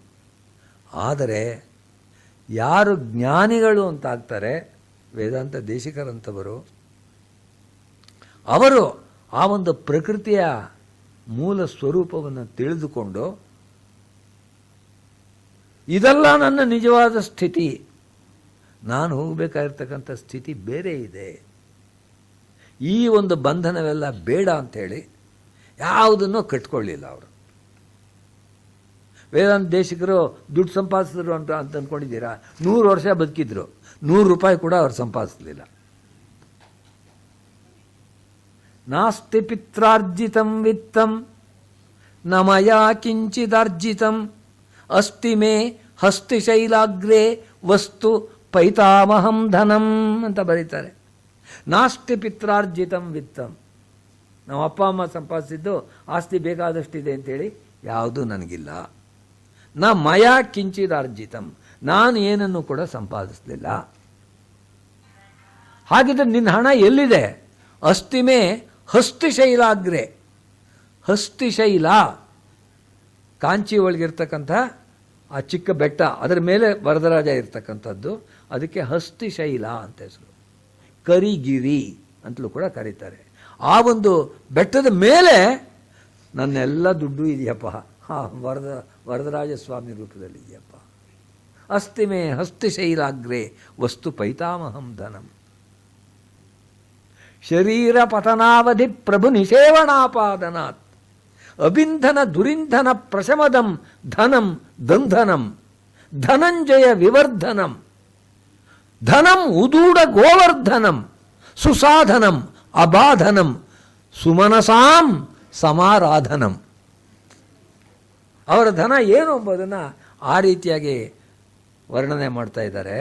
ಅದಕ್ಕೋಸ್ಕರ ಅವರನ್ನು ಎರಡನೇ ಮಾತಿನಲ್ಲಿ ಹೇಳ್ತಾ ಇರೋದು, ಜಹಾತ್ಯೇನಾಂ ಭುಕ್ತ ಭೋಗಾಂ ಅಜೋ ಅನ್ಯ. ಆ ರೀತಿಯಾಗಿರ್ತಕ್ಕಂಥ ಮುಕ್ತ ಜೀವರು ಅವರು ಇದನ್ನೆಲ್ಲ ತ್ಯಜಿಸಿ ಅರ್ಚಿರಾದಿ ಮಾರ್ಗದಿಂದ ವೈಕುಂಠದ ಕಡೆಗೆ ಪಯಣವನ್ನು ಮಾಡುವಂಥವರು.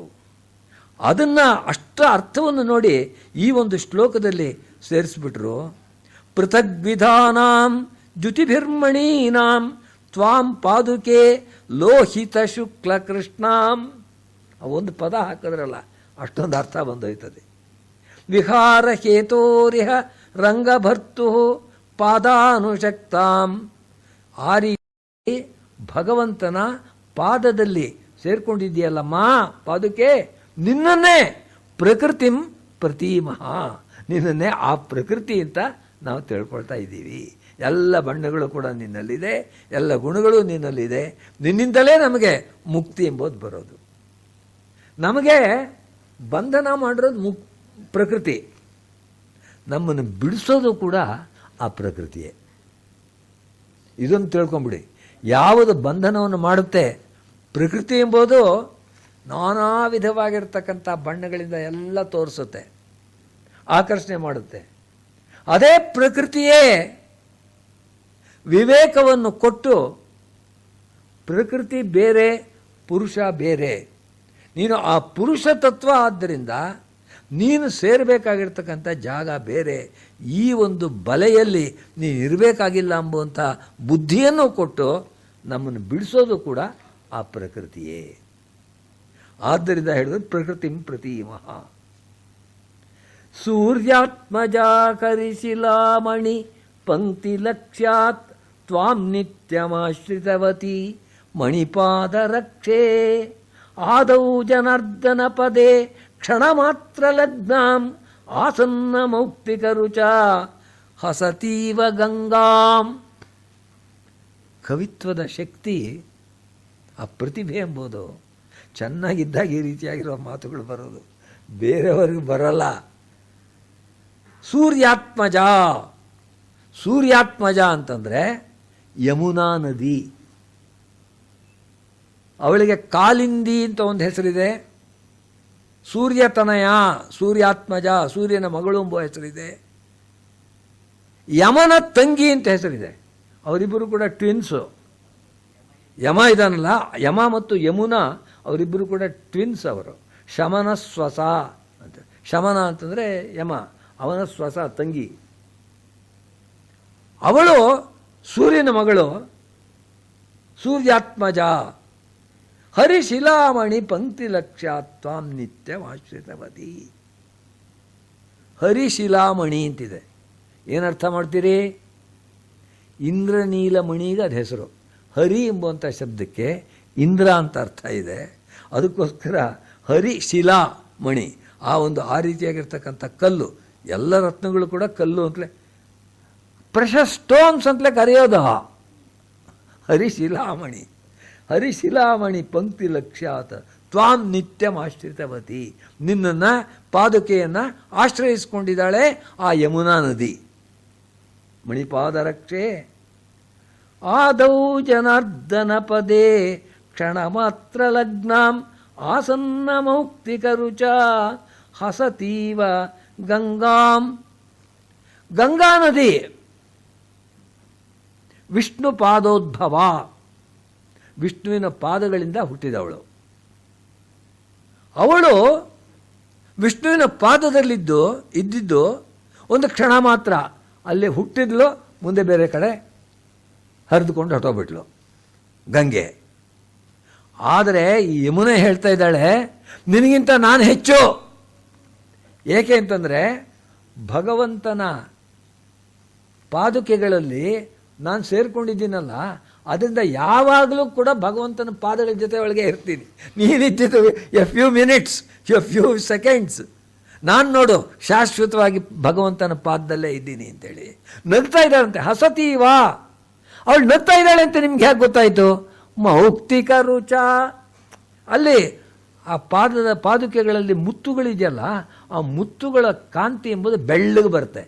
ನಮ್ಮ ಕವಿ ಸಮಯದಲ್ಲಿ ಯಾವಾಗಲೂ ನಕ್ಕರೆ ಚೆನ್ನಾಗಿ ನಗ್ತಾ ಇದ್ದಾನೆ ಒಬ್ಬ ಮನುಷ್ಯ ಅಂತಂದರೆ ಆ ನಗು ಎಂಬುದು ಬೆಳ್ಳಗಿದೆ. ಅದಕ್ಕೋಸ್ಕರ ಆ ಒಂದು ಮೌಕ್ತಿಕ ಕಾಂತಿಯಿಂದಲೇ ಗಂಗೆಯನ್ನು ಯಮುನಾ ನದಿ ನಕ್ಕು ಹಾಸ್ಯ ಮಾಡ್ತಿದ್ದಾಗಿದೆ. ಯಾವ ರೀತಿಯಾಗಿರ್ತಕ್ಕಂಥ ಕಲ್ಪನೆ ನೋಡಿ. ಕ್ಷಣ ಮಾತ್ರ ಲಗ್ನಾಂ ಆಸನ್ನ ಮೌಕ್ತಿಕ ರುಚ ಹಸತೀವ ಗಂಗಾಂ ಸದೋತ್ತುಂಗೇ ರಂಗಕ್ಷಿತಿರಮಣಪಾದ ಪ್ರಣಯಿನಿ ತ್ವದಾಲೋಕೆ ತತ್ತನ್ಮಣಿಕಿರಣ ಸಂಭೇದ ಕಲುಷೆ ಪ್ರತಿಸ್ರೋತೋ ವೃತ್ಯ ಪ್ರಥಿತ ರುಚಿ ಭೇದಂ ನ ಸಹತೆ ನವಾಂಬ ಸ್ವಾಚ್ಛನ್ಯಂ ನಮದಮರ ಕೋಟೀರಮಕರ. ಸದಾ ಉತ್ತುಂಗೆ, ಯಾವಾಗಲೂ ಉನ್ನತವಾಗಿರ್ತಕ್ಕಂಥ ರಂಗಕ್ಷಿತಿ ರಮಣ ಪಾದ ಪ್ರಣಯಿನಿ. ಭಗವಂತನ ಪಾದುಕೆ ಎಂಬುದಕ್ಕೆ ಇಷ್ಟು ಉದ್ದದ ಪದ ಹೇಳ್ತಾ ಇದ್ದಾರೆ. ಕ್ಷಿತಿ ರಮಣ, ಕ್ಷಿತಿ ಅಂದರೆ ಭೂಮಿ, ಅದಕ್ಕೆ ರಮಣ, ಅದಕ್ಕೆ ಗಂಡ ಯಾರಪ್ಪ ಅಂತಂದರೆ ರಾಜ. ಅದಕ್ಕೋಸ್ಕರ ರಂಗಕ್ಷಿತಿ ರಮಣ ಅಂದರೆ ರಂಗರಾಜ, ರಂಗನಾಥ ಎಂಬುದಕ್ಕೆ ಆ ರೀತಿಯಾಗಿರೋ ಪದ.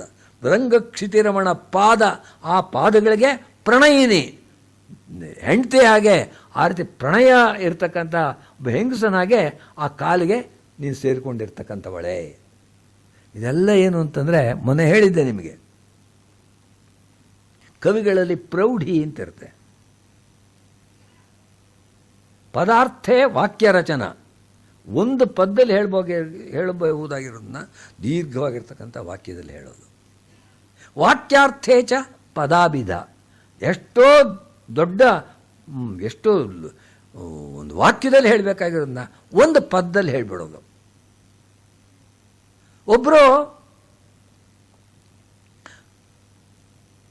ಕಾರ್ಯವನ್ನು ಪ್ರಾರಂಭ ಮಾಡಬೇಕಾಗಿತ್ತು, ಆಗ ಹೇಳಿದ್ರು ಪತತ್ರಿಪತ್ರ ಪುತ್ರ ಶತ್ರುಪುತ್ರಾಯ ನಮಃ.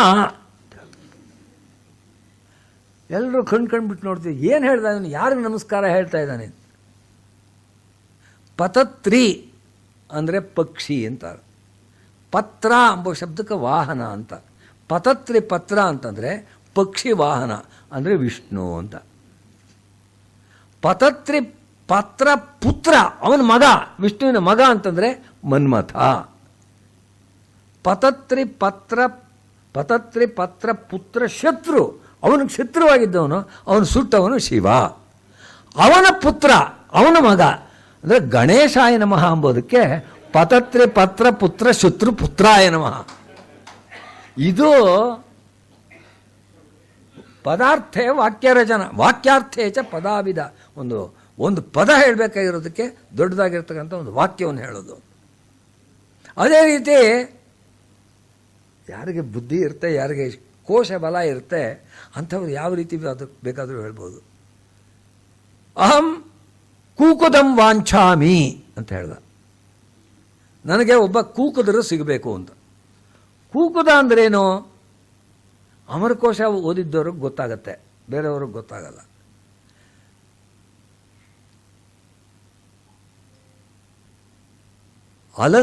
ಅಲಂಕೃತ್ಯ ಕನ್ಯಾಂ ಯೋ ದದಾತಿ ಸಕೂಕುದ ಅಂತ.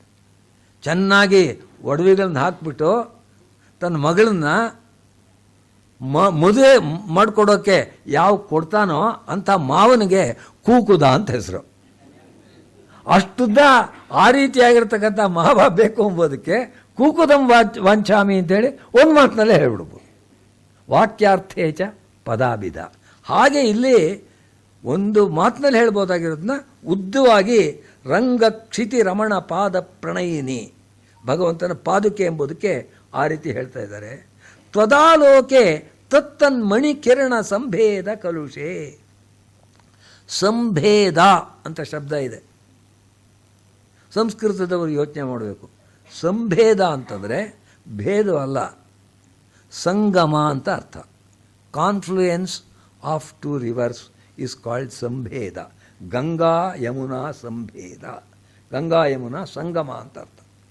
ಅದಕ್ಕೆ ತತ್ತನ್ಮಣಿಕಿರಣ ಸಂಭೇದ ಕಲುಷೆ, ಎಷ್ಟೊಂದು ವಿಧವಾಗಿರ್ತಕ್ಕಂಥ ಬೇರೆ ಬೇರೆ ಬಣ್ಣದ ರತ್ನಗಳು, ಅವುಗಳ ಬೆಳಕು, ಆ ಬೆಳಕುಗಳೆಲ್ಲವೂ ಕೂಡ ಸಂಗಮವಾಗಿ ನಿನ್ನ ಕಡೆಯಿಂದ ಬರ್ತಾ ಇದೆ. ಅಂಥದ್ರಲ್ಲಿ ಪ್ರತಿಸ್ರೋತೋ ವೃತ್ಯ ಪ್ರಥಿತ ರುಚಿಭೇದಂ ನ ಸಹತೆ ನವಾಂಬ ಸ್ವಾಚ್ಛಂದ್ಯಂ ನಮದ್ ಅಮರ ಕೋಟೀರ ಮಕರಃ. ನಮತ್ ಅಂದರೆ ನಮಸ್ಕಾರ ಮಾಡ್ತಾ ಇರ್ತಕ್ಕಂಥವರು, ಅಮರ ಅಂದರೆ ದೇವತೆಗಳು, ಕೋಟೀರ ಅಂದರೆ ಕಿರೀಟ, ಅದರ ಕೋಟಿ ಮಕರ ಅದರೊಳಗಿರ್ತಕ್ಕಂಥ ಅಲಂಕಾರಕ್ಕೋಸ್ಕರ ಹಾಕಿರ್ತಕ್ಕಂಥ ಬೇರೆ ಬೇರೆ ಮೀನುಗಳ ಥರದಂಥ, ಜಲ ಜಂತುಗಳ ಥರದಂಥ ಅಲಂಕಾರಗಳು. ಆ ರೀತಿ ಅವರೆಲ್ಲರೂ ಕೂಡ ತಲೆ ತಗ್ಗಿಸಿ ನಿನಗೆ ನಮಸ್ಕಾರ ಮಾಡಿರ್ತಕ್ಕಂಥ ತ್ವದಾಲೋಕೆ, ನಿನ್ನ ನೋಡಿದ್ರೆ ಸಾಕು ತಕ್ಷಣವೇ ಆ ರೀತಿಯಾಗಿ ತಲೆಯಿಂದ ಬಗ್ಗಿಸಿ ಇದು ಮಾಡ್ತಿದ್ದಾರೆ. ಅವರ ತಲೆಗಳ ಮೇಲೆ ಕಿರೀಟಗಳಲ್ಲಿರ್ತಕ್ಕಂಥ ಅನೇಕ ರತ್ನಗಳ ಕಾಂತಿ ಏನು ಹೊರಡುತ್ತೆ, ಅದು ಈ ಪಾದುಕೆಗಳಲ್ಲಿರ್ತಕ್ಕಂಥ ರತ್ನಗಳ ಕಾಂತಿಯಿಂದ ಹಿಂತಿರುಗಿ ಬಿಡ್ತಾ ಇದೆಯಂತೆ. ಯಾವುದಾದ್ರು ಒಂದು ಲೈಟ್ ಬರ್ತಾ ಇದ್ದರೆ ಅದಕ್ಕಿಂತ ಹೆಚ್ಚು ಶಕ್ತಿ ಇರ್ತಕ್ಕಂಥ ಲೈಟ್ ಎದುರುಗಡೆ ಬಂದರೆ ಈ ಬೆಳಕು ಎಂಬುದು ಹಿಂದಕ್ಕೆ ಬಂದಾಗುತ್ತೆ. ಅದಕ್ಕೋಸ್ಕರ ಆ ರೀತಿ ನಿನ್ನ ಮಣಿರತ್ನಗಳ ಕಾಂತಿಯಿಂದ ಅವರೆಲ್ಲರೂ ಕೂಡ ಏನಿದು ಮಾಡಿದ್ರು, ಅವರು ಅಲ್ಲಿರೋದಕ್ಕೆ ಸಾಧ್ಯವಿಲ್ಲ ಅಂಥೇಳಿ ಆ ಎಲ್ಲ ಕಾಂತಿಯು ಕೂಡ ಹಿಂತಿರುಗಿ ಬರ್ತಾ ಇದೆ ಎಂಬುದನ್ನು ಹೇಳ್ತಾ ಇದ್ದಾರೆ. ಜನಯಸಿ ಪದಾವನಿತ್ವಂ ಮುಕ್ತಾ ಶೋಣಮಣಿ ಶಕ್ರ ನೀಲ ರುಚ ನಖ ರುಚಿ ಸಂತತಿ ರುಚಿರಾಂ ನಂದಕ ನಿಸ್ತ್ರಂಶ ಸಂಪದಂ ಶೌರೇ. ಶೌರಿ ಎಂಬುದಕ್ಕೆ ಮೊನ್ನೆನೇ ಅರ್ಥ ಹೇಳಿದ್ದೆ. ಶೂರ ಅಂತ ಬಿಟ್ಟು ಒಬ್ಬ ರಾಜ ಕೃಷ್ಣನ ವಂಶದಲ್ಲಿ ಮೊದಲಿದ್ದ, ಅದಕ್ಕೋಸ್ಕರ ಕೃಷ್ಣನಿಗೆ ಶೌರಿ ಅಂತ ಹೆಸರು.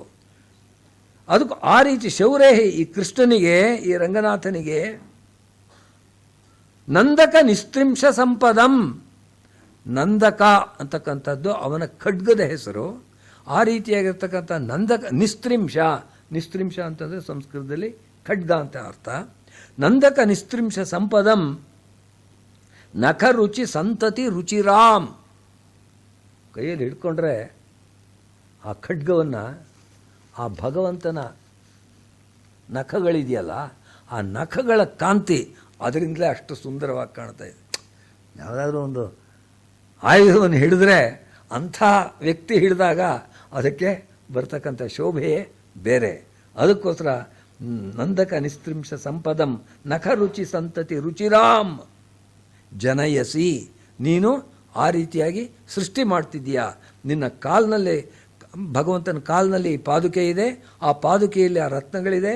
ಆ ರತ್ನಗಳ ಹೊಳಪಿನಿಂದ ಅದರ ಪ್ರತಿಫಲನವಾಗಿ ಆ ರೀತಿಯಾಗಿರ್ತಕ್ಕಂಥ ಸೌಂದರ್ಯ ಎಂಬುದು ಆ ಒಂದು ಖಡ್ಗಕ್ಕೂ ಕೂಡ ಬರ್ತಾ ಇದೆ. ಏಕೆಂತಂದರೆ ಏನಿದೆ, ಮುಕ್ತ ಶೋಣಮಣಿ ಶಕ್ರ ನೀಲ ರುಚ. ಮುಕ್ತ ಅಂತಂದರೆ ಮುತ್ತು. ಮುತ್ತು ಎಂಬುದು ಕನ್ನಡದಲ್ಲಿ ಎರಡು ಅರ್ಥ ಇದೆ. ಪರ್ಲ್ ಎಂಬ ಅರ್ಥದಲ್ಲಿ ಹೇಳ್ತಾ ಇರೋದು ಮುಕ್ತ. ಮತ್ತು ಶೋಣಮಣಿ ಅಂದರೆ, ಶೋಣ ಅಂತಂದರೆ ನಸುಗೆಂಪು. It is a kind of red. ಕೆಂಪು ಬಣ್ಣದಲ್ಲೂ ಎಷ್ಟೋ ವಿಧಗಳಿದೆ. ಅದರಲ್ಲಿ ಒಂದು ಬಣ್ಣಕ್ಕೆ, ಒಂದು ಥರದ ಕೆಂಪು ಬಣ್ಣಕ್ಕೆ ಶೋಣ ಅಂತ ಹೆಸರು. ನೀವು ಕೇಳಿರಬಹುದು, ಉತ್ತರ ಭಾರತದಲ್ಲಿ ಸೋನ್ ಅಂತ ಬಿಟ್ಟು ಒಂದು ನದಿ ಇದೆ. ಅದಕ್ಕೆ ರಾಮಾಯಣದಲ್ಲಿ ಬಂದಿರೋದು ಶೋಣ ಅಂತ. ಶೋಣಾಭಿಧಾನೇನ ನದೇನ ಅಂತ ವರ್ಣನೆ ಮಾಡ್ತಾರೆ. ಆ ಶೋಣ ಎಂಬುದು ಅಂದರೆ ಆ ನೀರಿದೆಯಲ್ಲ, ಅದು ಆ ರೀತಿ ಕೆಂಪು ಬಣ್ಣದಲ್ಲಿ ಇರುತ್ತೆ. ಅದಕ್ಕೋಸ್ಕರ ಮುಕ್ತ ಶೋಣಮಣಿ ಶಕ್ರನೀಲ. ಆಗಲೇ ಹೇಳಿದ ಶಕ್ರ ಅಂದರೆ ಇಂದ್ರನೀಲನ ಈ ಮೂರು ಬಣ್ಣಗಳು ಇರೋದರಿಂದ ಆ ರೀತಿಯಾಗಿ ನಂದಕ ನಿಸ್ತ್ರಿಂಶ ಸಂಪದಂ ಶೌರೇ. ನಂದಕದಲ್ಲಿ ಮೂರು ಬಣ್ಣಗಳು ಇರುತ್ತೆ. ಕಬ್ಬಿಣದ್ದಾದ್ದರಿಂದ ಅದು ಕಪ್ಪು ಬಣ್ಣವೂ ಇರುತ್ತೆ. ಧಾರೆ ಅತ್ಯಂತ ತೀಕ್ಷ್ಣವಾಗಿರೋದ್ರಿಂದ ಬಿಳಿಯ ಬಣ್ಣವೂ ಇರುತ್ತೆ, ಅದು ಯಾರನ್ನಾದರೂ ಸಂಹಾರ ಮಾಡಿರೋದ್ರಿಂದ ಕೆಂಪು ಬಣ್ಣವೂ ಬರುತ್ತೆ. ಈ ಎಲ್ಲವೂ ಸೇರಿರ್ತಕ್ಕಂಥ ನಂದಕದ ಸಂಪತ್ತನ್ನು ನೀನು ತೋರಿಸ್ತಾ ಇದ್ದೀಯಾ ಅಂಥೇಳಿ ಆ ಪಾದುಕೆಗೆ ಹೇಳ್ತಾ ಇದ್ದಾರೆ. ಈ ರೀತಿಯಾಗಿ ಬಹುರತ್ನ ಪದ್ಧತಿ ಎಂಬುದನ್ನು ಹೇಳಿದ ಮೇಲೆ ಒಂದೊಂದು ರತ್ನವನ್ನೇ ತೆಗೆದುಕೊಂಡು ಒಂದೊಂದು ಪದ್ಧತಿಯನ್ನು ರಚನೆ ಮಾಡ್ತಾರೆ. How to imagine the greatness of the genius of our Vedanta Desika. ಯಾವ ಕವಿಗಳು ಮಾಡಿಲ್ವೋ ಅಂಥದ್ದನ್ನೆಲ್ಲ ಮಾಡಿ ತೋರಿಸ್ಬಿಟ್ಟಿದ್ದಾರೆ. ಕಾಳಿದಾಸನ ಕಾವ್ಯಗಳಲ್ಲಿ ನಾವು ಎಷ್ಟೋ ದೋಷಗಳನ್ನು ತೋರಿಸ್ಬೋದು, ವ್ಯಾಕರಣ ದೋಷಗಳನ್ನು ತೋರಿಸ್ಬೋದು. ವೇದಾಂತ ದೇಶಿಕರ ಕೃತಿಗಳಲ್ಲಿ ಒಂದು ದೋಷವನ್ನು ತೋರಿಸೋಕೆ ನಮ್ಮ ಕೈಲಾಗಲ್ಲ. ಅಷ್ಟು ಪರ್ಫೆಕ್ಟ್ ಗ್ರಾಮರಿಯನ್ ಆ ರೀತಿಯಾಗಿದ್ದಂಥವ್ರು. ಅವರು ಹೇಳ್ತಾ ಇದ್ದಾರೆ, ಈಗ ಪದ್ಮರಾಗ ಪದ್ಧತಿ ಅಂತ ತೆಗೆದುಕೊಂಡ್ರು. ಪದ್ಮರಾಗ ಎಂಬುದು ಕೆಂಪು ಬಣ್ಣದ ರತ್ನ, ಅದು ಪದ್ಮರಾಗ. ಪ್ರಪದ್ಯೇ ರಂಗನಾಥಸ್ಯ ಪಾದುಕಾಂ ಪದ್ಮರಾಗಿಣೀಂ ಪದೈಕನಿಯತಾಂ ತಸ್ಯ ಪದ್ಮವಾಸಾಂ ಇವಾಪರಾಂ. ರಂಗನಾಥಸ್ಯ ಪಾದುಕಾಂ ಪ್ರಪದ್ಯೆ. ಆ ರಂಗನಾಥನ ಪಾದುಕೆಗಳಿಗೆ ನಾನು ಶರಣಾಗತನಾಗ್ತಾ ಇದ್ದೀನಿ, ಪ್ರಪತ್ತಿಯನ್ನು ಮಾಡ್ತಾ ಇದ್ದೀನಿ. ಪದ್ಮರಾಗಿಣೀಂ, ಎಷ್ಟೋ ಪದ್ಮರಾಗ ರತ್ನಗಳು ಅದರಲ್ಲಿದೆ. ಪದೈಕ ನಿಯತಾಂ ತಸ್ಯ, ಅವನ ಪಾದಕ್ಕೆ ಯಾವಾಗಲೂ ಕೂಡ ನಿಯತವಾಗಿ ಇರುತ್ತೆ. ಕನ್ನಡದಲ್ಲಿ ನಿಯತ್ತು ಅಂತ ಶಬ್ದ ಹೇಳ್ತಾರೆ. ಆ ರೀತಿ ನೈಯತ್ಯವನ್ನು ಇಟ್ಟುಕೊಂಡಿರ್ತಕ್ಕಂಥ ಪಾದುಕೆ ಅದು ಹೇಗಿದೆ ಅಂದರೆ ಪದ್ಮವಾಸಾಮಿವಾಪರಾಂ. ಯಾವ ರೀತಿಯಾಗಿ ಭಗವಂತನಲ್ಲಿ ನಿತ್ಯ ವಾಸವನ್ನು ಮಾಡ್ತಕ್ಕಂಥವಳು ಲಕ್ಷ್ಮೀ. ಹೃದಯದಲ್ಲೇ ಇದ್ದು ಬಿಟ್ಟಿದ್ದಾಳೆ. ತದ್ವಕ್ಷಸ್ಥಲ ನಿತ್ಯವಾಸರಸಿಕಾಂ ತತ್ಕಾಂತಿ ಸಂವರ್ಧಿನೀಂ. ನೀವೆಲ್ಲ ವೆಂಕಟೇಶ್ವರ ಸುಪ್ರಭಾತದಲ್ಲಿ ಹೇಳ್ತಾನೆ ಇರ್ತೀರಿ. ತದ್ವಕ್ಷಸ್ಥಲ ನಿತ್ಯವಾಸ ರಸಿಕಾಂ. ಆ ಒಂದು ಭಗವಂತನ ಎದೆಯಲ್ಲಿ ಯಾವಾಗಲೂ ವಾಸ ಮಾಡಬೇಕು, ಅದೇ ಅವಳಿಗಿರ್ತಕ್ಕಂಥ ಆಸಕ್ತಿ. ಆದ್ದರಿಂದ ಈ ಪಾದುಕೆ ಅಂತಕ್ಕಂಥದ್ದು ಭಗವಂತನ ಜೊತೆಯೊಳಗೆ ಇರೋದರಿಂದ ಪದ್ಮವಾಸಾಂ ಇವ ಅಪರಾಂ. ಅಪರಾಂ ಲಕ್ಷ್ಮೀ ಇವ, ಇನ್ನೊಬ್ಬ ಲಕ್ಷ್ಮಿ ಹಾಗೆ ಈ ಪಾದುಕೆ ಎಂಬುದು. ಆ ರೀತಿಯಾಗಿ ಭಗವಂತನ ಜೊತೆಯಲ್ಲಿದ್ದೀಯಮ್ಮ ನೀನು ಅಂಥ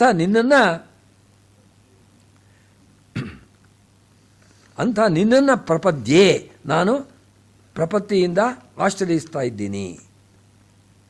ಪ್ರತಿಯಂತಿ ರಂಗಪತಿ ಪಾದುಕೆ ಜನಾ ತವ ಪದ್ಮರಾಗಮಣಿ ರಶ್ಮಿ ಪದ್ಧತಿಂ ಅಭಿಜಗ್ಮುಷಾಂ ತ್ವದನುಭಾವ ಖಂಡಿತಾತ್ ಅಘಸಂಚಯಾತ್ ವಿಗಲಿತಾಂ ಅಸೃಕ್ಷಟಾಂ.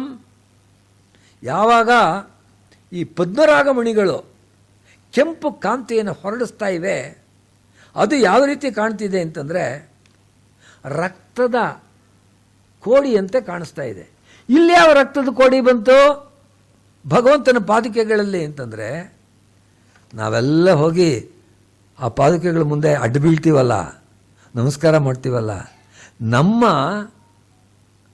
ಪಾಪ ಎಂಬುವಂಥ ರಾಕ್ಷಸರನ್ನು ಆ ಪಾದುಕೆ ಕೊಂದಾಕತ್ತಂತೆ. ಅದಕ್ಕೋಸ್ಕರ ಆ ಪಾದುಕೆಯರ ರಕ್ತ ಇಲ್ಲಿ ಕಾಣ್ತಾ ಇದೆ. ಅದೇ ನಿನ್ನ ಪದ್ಮರಾಗದ ಬಣ್ಣ. ಅಭಿಜಗ್ಮುಷಾಂ ಅಂದರೆ ಭಕ್ತರು. ಏ ಗಚ್ಚಂತಿ ತೇ ಅಧಿಜಿಗ್ಮುಷಃ. ಅದು ಅಭಿಜಗ್ಮುಷಾಂ ತ್ವದನುಭಾವ ಖಂಡಿತಾತ್. ಅನುಭಾವ ಅಂದರೆ ಪ್ರಭಾವ. ನಿನ್ನ ಪ್ರಭಾವದಿಂದ ಈ ರಾಕ್ಷಸರ ಸಂತತಿ ಎಂಬುದು ಕಡಿದು ಹೋಗಿದೆ, ಖಂಡಿತವಾಗ್ಬಿಟ್ಟಿದೆ. ಆದ್ದರಿಂದ ವಿಗಲಿತಾಂ, ಅದರಿಂದ ಹೊರಗಡೆ ಬರ್ತಿರ್ತಕ್ಕಂಥ ಅಸೃಕ್ಷಟಾಂ. ಅಸೃಕ್ ಅಂದರೆ ರಕ್ತ, ಅಸೃಕ್ಷಟ ಆ ರಕ್ತದ ಪ್ರವಾಹದಂತೆ ಪಾದುಕೆಗಳಲ್ಲಿ ಆ ಪದ್ಮರಾಗಗಳ ಕೆಂಪು ಬಣ್ಣ ಎಂಬುದು ಹೊಮ್ಮುತ್ತಾ ಇದೆ. ಅದು ಕವಿಯ ಕಲ್ಪನೆ.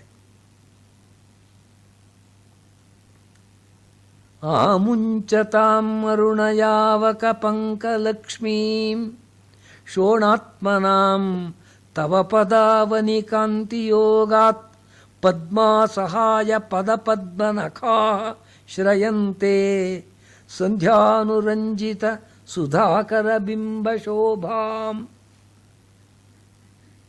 ಅರುಣ ಯಾವಕ ಪಂಕಲಕ್ಷ್ಮೀಂ ಆಮುಂಚತಾಂ. ಆಮುಂಚತಿ ಎಂಬುತ್ತ ಕ್ರಿಯಾಪದದ ಸ್ವಾರಸ್ಯವನ್ನು ತಿಳ್ಕೊಳ್ಬೇಕು. ಹೂವನ್ನು ಮುಡಿಯೋದು ಎಂಬುದಕ್ಕೆ ಆಮುಂಚತಿ ಅಂತ ಹೆಸರು. ಕನ್ಯಾ ಪುಷ್ಪಾಣಿ ಆಮುಂಚತಿ. ಆಮುಕ್ತ ಅಂತಂದರೆ ಮುಡಿದುಕೊಂಡಿದ್ದು ಅಂತ ಅರ್ಥ. ನೀವೆಲ್ಲ ವಿಜಯನಗರದ ಕೃಷ್ಣದೇವರಾಯನ ಹೆಸರನ್ನು ಕೇಳಿದ್ದೀರಿ, ಎಲ್ಲರೂ ಕೇಳಿದ್ದೀರಲ್ವಾ? ಕೃಷ್ಣದೇವರಾಯ ಸಿನಿಮಾನು ನೋಡಿರ್ಬೋದು. ಆ ಕೃಷ್ಣದೇವರಾಯ ಒಂದು ಅದ್ಭುತವಾಗಿರ್ತಕ್ಕಂಥ ನಾಟಕವನ್ನು ಬರೆದಿದ್ದಾನೆ. ಆ ನಾಟಕದ ಹೆಸರನ್ನು ಯಾರು ಹೇಳ್ತೀರಿ? ಕರೆಕ್ಟ್, ಆಮುಕ್ತ ಮಾಲ್ಯದ ಅಂತ ಬಿಟ್ಟು ಆ ಒಂದು ನಾಟಕದ ಹೆಸರು. ಆ ನಾಟಕದ ಹೆಸರಿನ ಅರ್ಥ ಏನು? ನಮ್ಮಲ್ಲಿ ಪೆರಿಯಾಳ್ವಾರ್ ಅಂತ ಬಿಟ್ಟು 12 ಜನ ಆಳ್ವಾರರಲ್ಲಿ ಒಬ್ಬರು ಪೆರಿಯಾಳ್ವಾರ್ ಅಂತ. ಅವರಿಗೆ ಸಂಸ್ಕೃತದಲ್ಲಿ ವಿಷ್ಣು ಚಿತ್ತ ಅಂತ ಹೆಸರು. ಆ ಪೆರಿಯಾಳ್ವಾರ್ ಇದ್ರಲ್ಲ, ಅವರ ಮಗಳೇ ಆಂಡಾಳ್. ಆಕೆಯೂ ಕೂಡ ಒಬ್ಬ ಆಳ್ವಾರ್. 12 ಜನ ಆಳ್ವಾರುಗಳಲ್ಲಿ ಏಕಮಾತ್ರ ಸ್ತ್ರೀ ಆಂಡಾಳ್. ಆಂಡಾಳ್ ಒಬ್ಬಳು, ಅವಳನ್ನ ಆಳ್ವಾರ ಪದಕ್ಕೆ ಏರಿಸಿದ್ದಾರೆ. ಆ ಆಂಡಾಳ್ ಇದ್ದಂಥವಳು, ಅವಳಿಗೆ ಸಂಸ್ಕೃತದಲ್ಲಿ ಗೋದಾದೇವಿ ಅಂತ ಹೆಸರು. ಕೋದೈ ಅಂತಲೂ ತಮಿಳಿನಲ್ಲಿ ಕರೀತಾರೆ, ಗೋದಾದೇವಿ. ಆ ಗೋದಾದೇವಿ ಇದ್ದಂಥವಳು ಪ್ರಪಂಚದಲ್ಲಿ ಇನ್ನೇನನ್ನೂ ಅಪೇಕ್ಷಿಸಿಲ್ಲ, ಭಗವಂತನೊಬ್ಬನೇ. ನಾನು ಯಾರನ್ನೂ ಮದುವೆ ಆಗುವಂಥದ್ದಿಲ್ಲ, ನನ್ನ ಗಂಡ ಅಂತಂದರೆ ಭಗವಂತ, ರಂಗನಾಥನೇ. ಆ ಒಂದು ಪ್ರೀತಿ ಒಳಗೆ ಯಾವ ರೀತಿ ಮನಸ್ಸಿಗೆ ಬರ್ತಾ ಇದೆ ಅಂತಂದರೆ, ನಾನು ಆ ಭಗವಂತನಿಗೆ ಯೋಗ್ಯಳ, ಅಷ್ಟು ಚೆನ್ನಾಗಿದ್ದೀನ ನಾನು. ಅದನ್ನು ನೋಡ್ಕೊಳ್ಳೋಕ್ಕೆ ಅವರ ತಂದೆ ಪೆರಿಯಾಳ್ವಾರರು, ವಿಷ್ಣು ಚಿತ್ತರು ಪ್ರತಿದಿನವೂ ಕೂಡ ಮಾಲೆಯನ್ನು ಮಾಡಿ ಭಗವಂತನಿಗೆ ಕೈಂಕರ್ಯ ಮಾಡುವಂಥವರು. ಆ ಮಾಲೆಯನ್ನು ತಯಾರಾಗಿ ಭಗವಂತನಿಗೆ ಅರ್ಪಿಸಬೇಕಾಗಿರೋದು.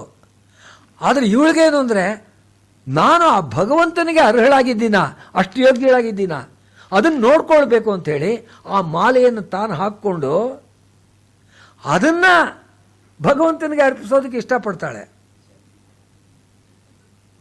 ಆಮುಕ್ತ ಮಾಲ್ಯದ. ಆಮುಕ್ತ ಅಂದರೆ ಆಗಲೇ ಧರಿಸಿದ, ಮುಡಿದುಕೊಂಡ, ಮಾಲೆಯನ್ನು ದಾ ಅಂದರೆ ಕೊಡುವಂಥವಳು, ದಾನ ಮಾಡೋಳು. ಆ ಒಂದು ಕಥೆಯನ್ನಿಟ್ಟುಕೊಂಡು ತೆಲುಗು ಭಾಷೆಯಲ್ಲಿ ಕೃಷ್ಣದೇವರಾಯನು ಆಮುಕ್ತ ಮಾಲ್ಯದ ಎಂಬುವಂಥ ನಾಟಕವನ್ನು ಬರೆದಿದ್ದಾನೆ. ಇಲ್ಲಿ ನೋಡಿ, ಆಮುಂಚತಾಂ ಆ ಒಂದು ಕ್ರಿಯಾಪದವನ್ನು ಉಪಯೋಗಿಸಿದ್ದಾರೆ. ಆಮುಂಚತಾಂ ಅರುಣ ಯಾವಕ ಪಂಕಲಕ್ಷ್ಮೀಂ. ಯಾವಕ ಪಂಕ, ಹಿಂದಿನ ಕಾಲದಲ್ಲಿ ಸ್ತ್ರೀಯರು ಅಂದರೆ ನಾಟಕಗಳಲ್ಲಿ ನಾವು ನೋಡ್ತೀವಿ, ಮಾಲವಿಕಾಗ್ನಿಮಿತ್ರ ಮುಂತಾದ ನಾಟಕಗಳಲ್ಲಿ ಅವರು ದೋಹದ ಅಂತ ಮಾಡೋರು. ಮರಗಳಿಗೆ ಅವು ಹೂ ಬಿಡದೆ ಹೋದರೆ ಅಂಥ ಸಂದರ್ಭದಲ್ಲಿ ಅಶೋಕ ಅಂಬುವಂಥ ಒಂದು ಮರ, ಆ ಅಶೋಕ ಅಂಬುವಂಥ ಮರ ಅದು ಹೂ ಬಿಡಬೇಕಾದ್ರೆ ನಿಜವಾದ ಸುಂದರಿಯಾದಂಥ ಸ್ತ್ರೀ ತನ್ನ ಪಾದದಿಂದ ಅದಕ್ಕೂ ಒದಿಬೇಕು. ಪಾದಾಘಾತಾದ ಶೋಕ ಅಂತ. ಅಲ್ಲಿ ಆ ನಾಟಕದಲ್ಲಿ ಮಾಲವಿಕೆಗೆ ಆ ಕಾಲಿಗೆ ಆಲಕ್ತಕ ಯಾವಕ ಅಂತ ಹೇಳ್ತಾರೆ. ಆ ರೀತಿಯಾಗಿರ್ತಕ್ಕಂಥ ಕಾಲಿಗೆ ಹಾಕ್ಕೊಳ್ಳುವಂಥ ಬಣ್ಣ ಅದು. ಆ ಬಣ್ಣವನ್ನು ಕಾಲಿಗೆಲ್ಲ ಹಾಕ್ಕೊಂಡು ಅಷ್ಟು ಸುಂದರವಾಗಿದ್ದು ಹೋಗಿ ಆ ಕಾಲಿನಿಂದ ಒಂದು ಸಲ ಒದ್ರೆ ಆ ಗಿಡ ಮಾರನೇ ದಿವಸ ಚೆನ್ನಾಗಿ ಹೋಗ್ಬಿಟ್ಬಿಡ್ತು ಅಂತ ನಾಟಕದಲ್ಲಿ ಕಥೆ ಇರೋದು. ಹಾಗೆ ಆ ಅರುಣ ಯಾವಕ ಪಂಕಲಕ್ಷ್ಮೀ, ಅರುಣ ಕೆಂಪಾಗಿರ್ತಕ್ಕಂಥದ್ದು. ನಿಮ್ಮಲ್ಲಿ ಯಾರಾದರೂ ಬೆಳಗ್ಗೆ ಸೂರ್ಯ ಹುಟ್ಟೋದಕ್ಕೆ ಮೊದಲು ಹೇಳುವಂಥ ಅಭ್ಯಾಸ ಯಾರಿಗಾದರೂ ಇದೆಯಾ? ಇದ್ದರೆ ಆ ಒಂದು ಅರುಣವರ್ಣವನ್ನು ಪೂರ್ವ ದಿಕ್ಕಿನಲ್ಲಿ ನೋಡಬಹುದು. ಒಬ್ಬ ದೊಡ್ಡ ಚಿತ್ರಕಾರ ಅವನೊಂದು ಚಿತ್ರ ಬರೆದ್ಬಿಟ್ಟಿದ್ದಾನೆ. ಸೂರ್ಯ ಮೇಲ್ಗಡೆ ಎಲ್ಲ ಕೆಂಪು ಬಣ್ಣ ಇತ್ಯಾದಿಗಳೆಲ್ಲ ಇದೆ.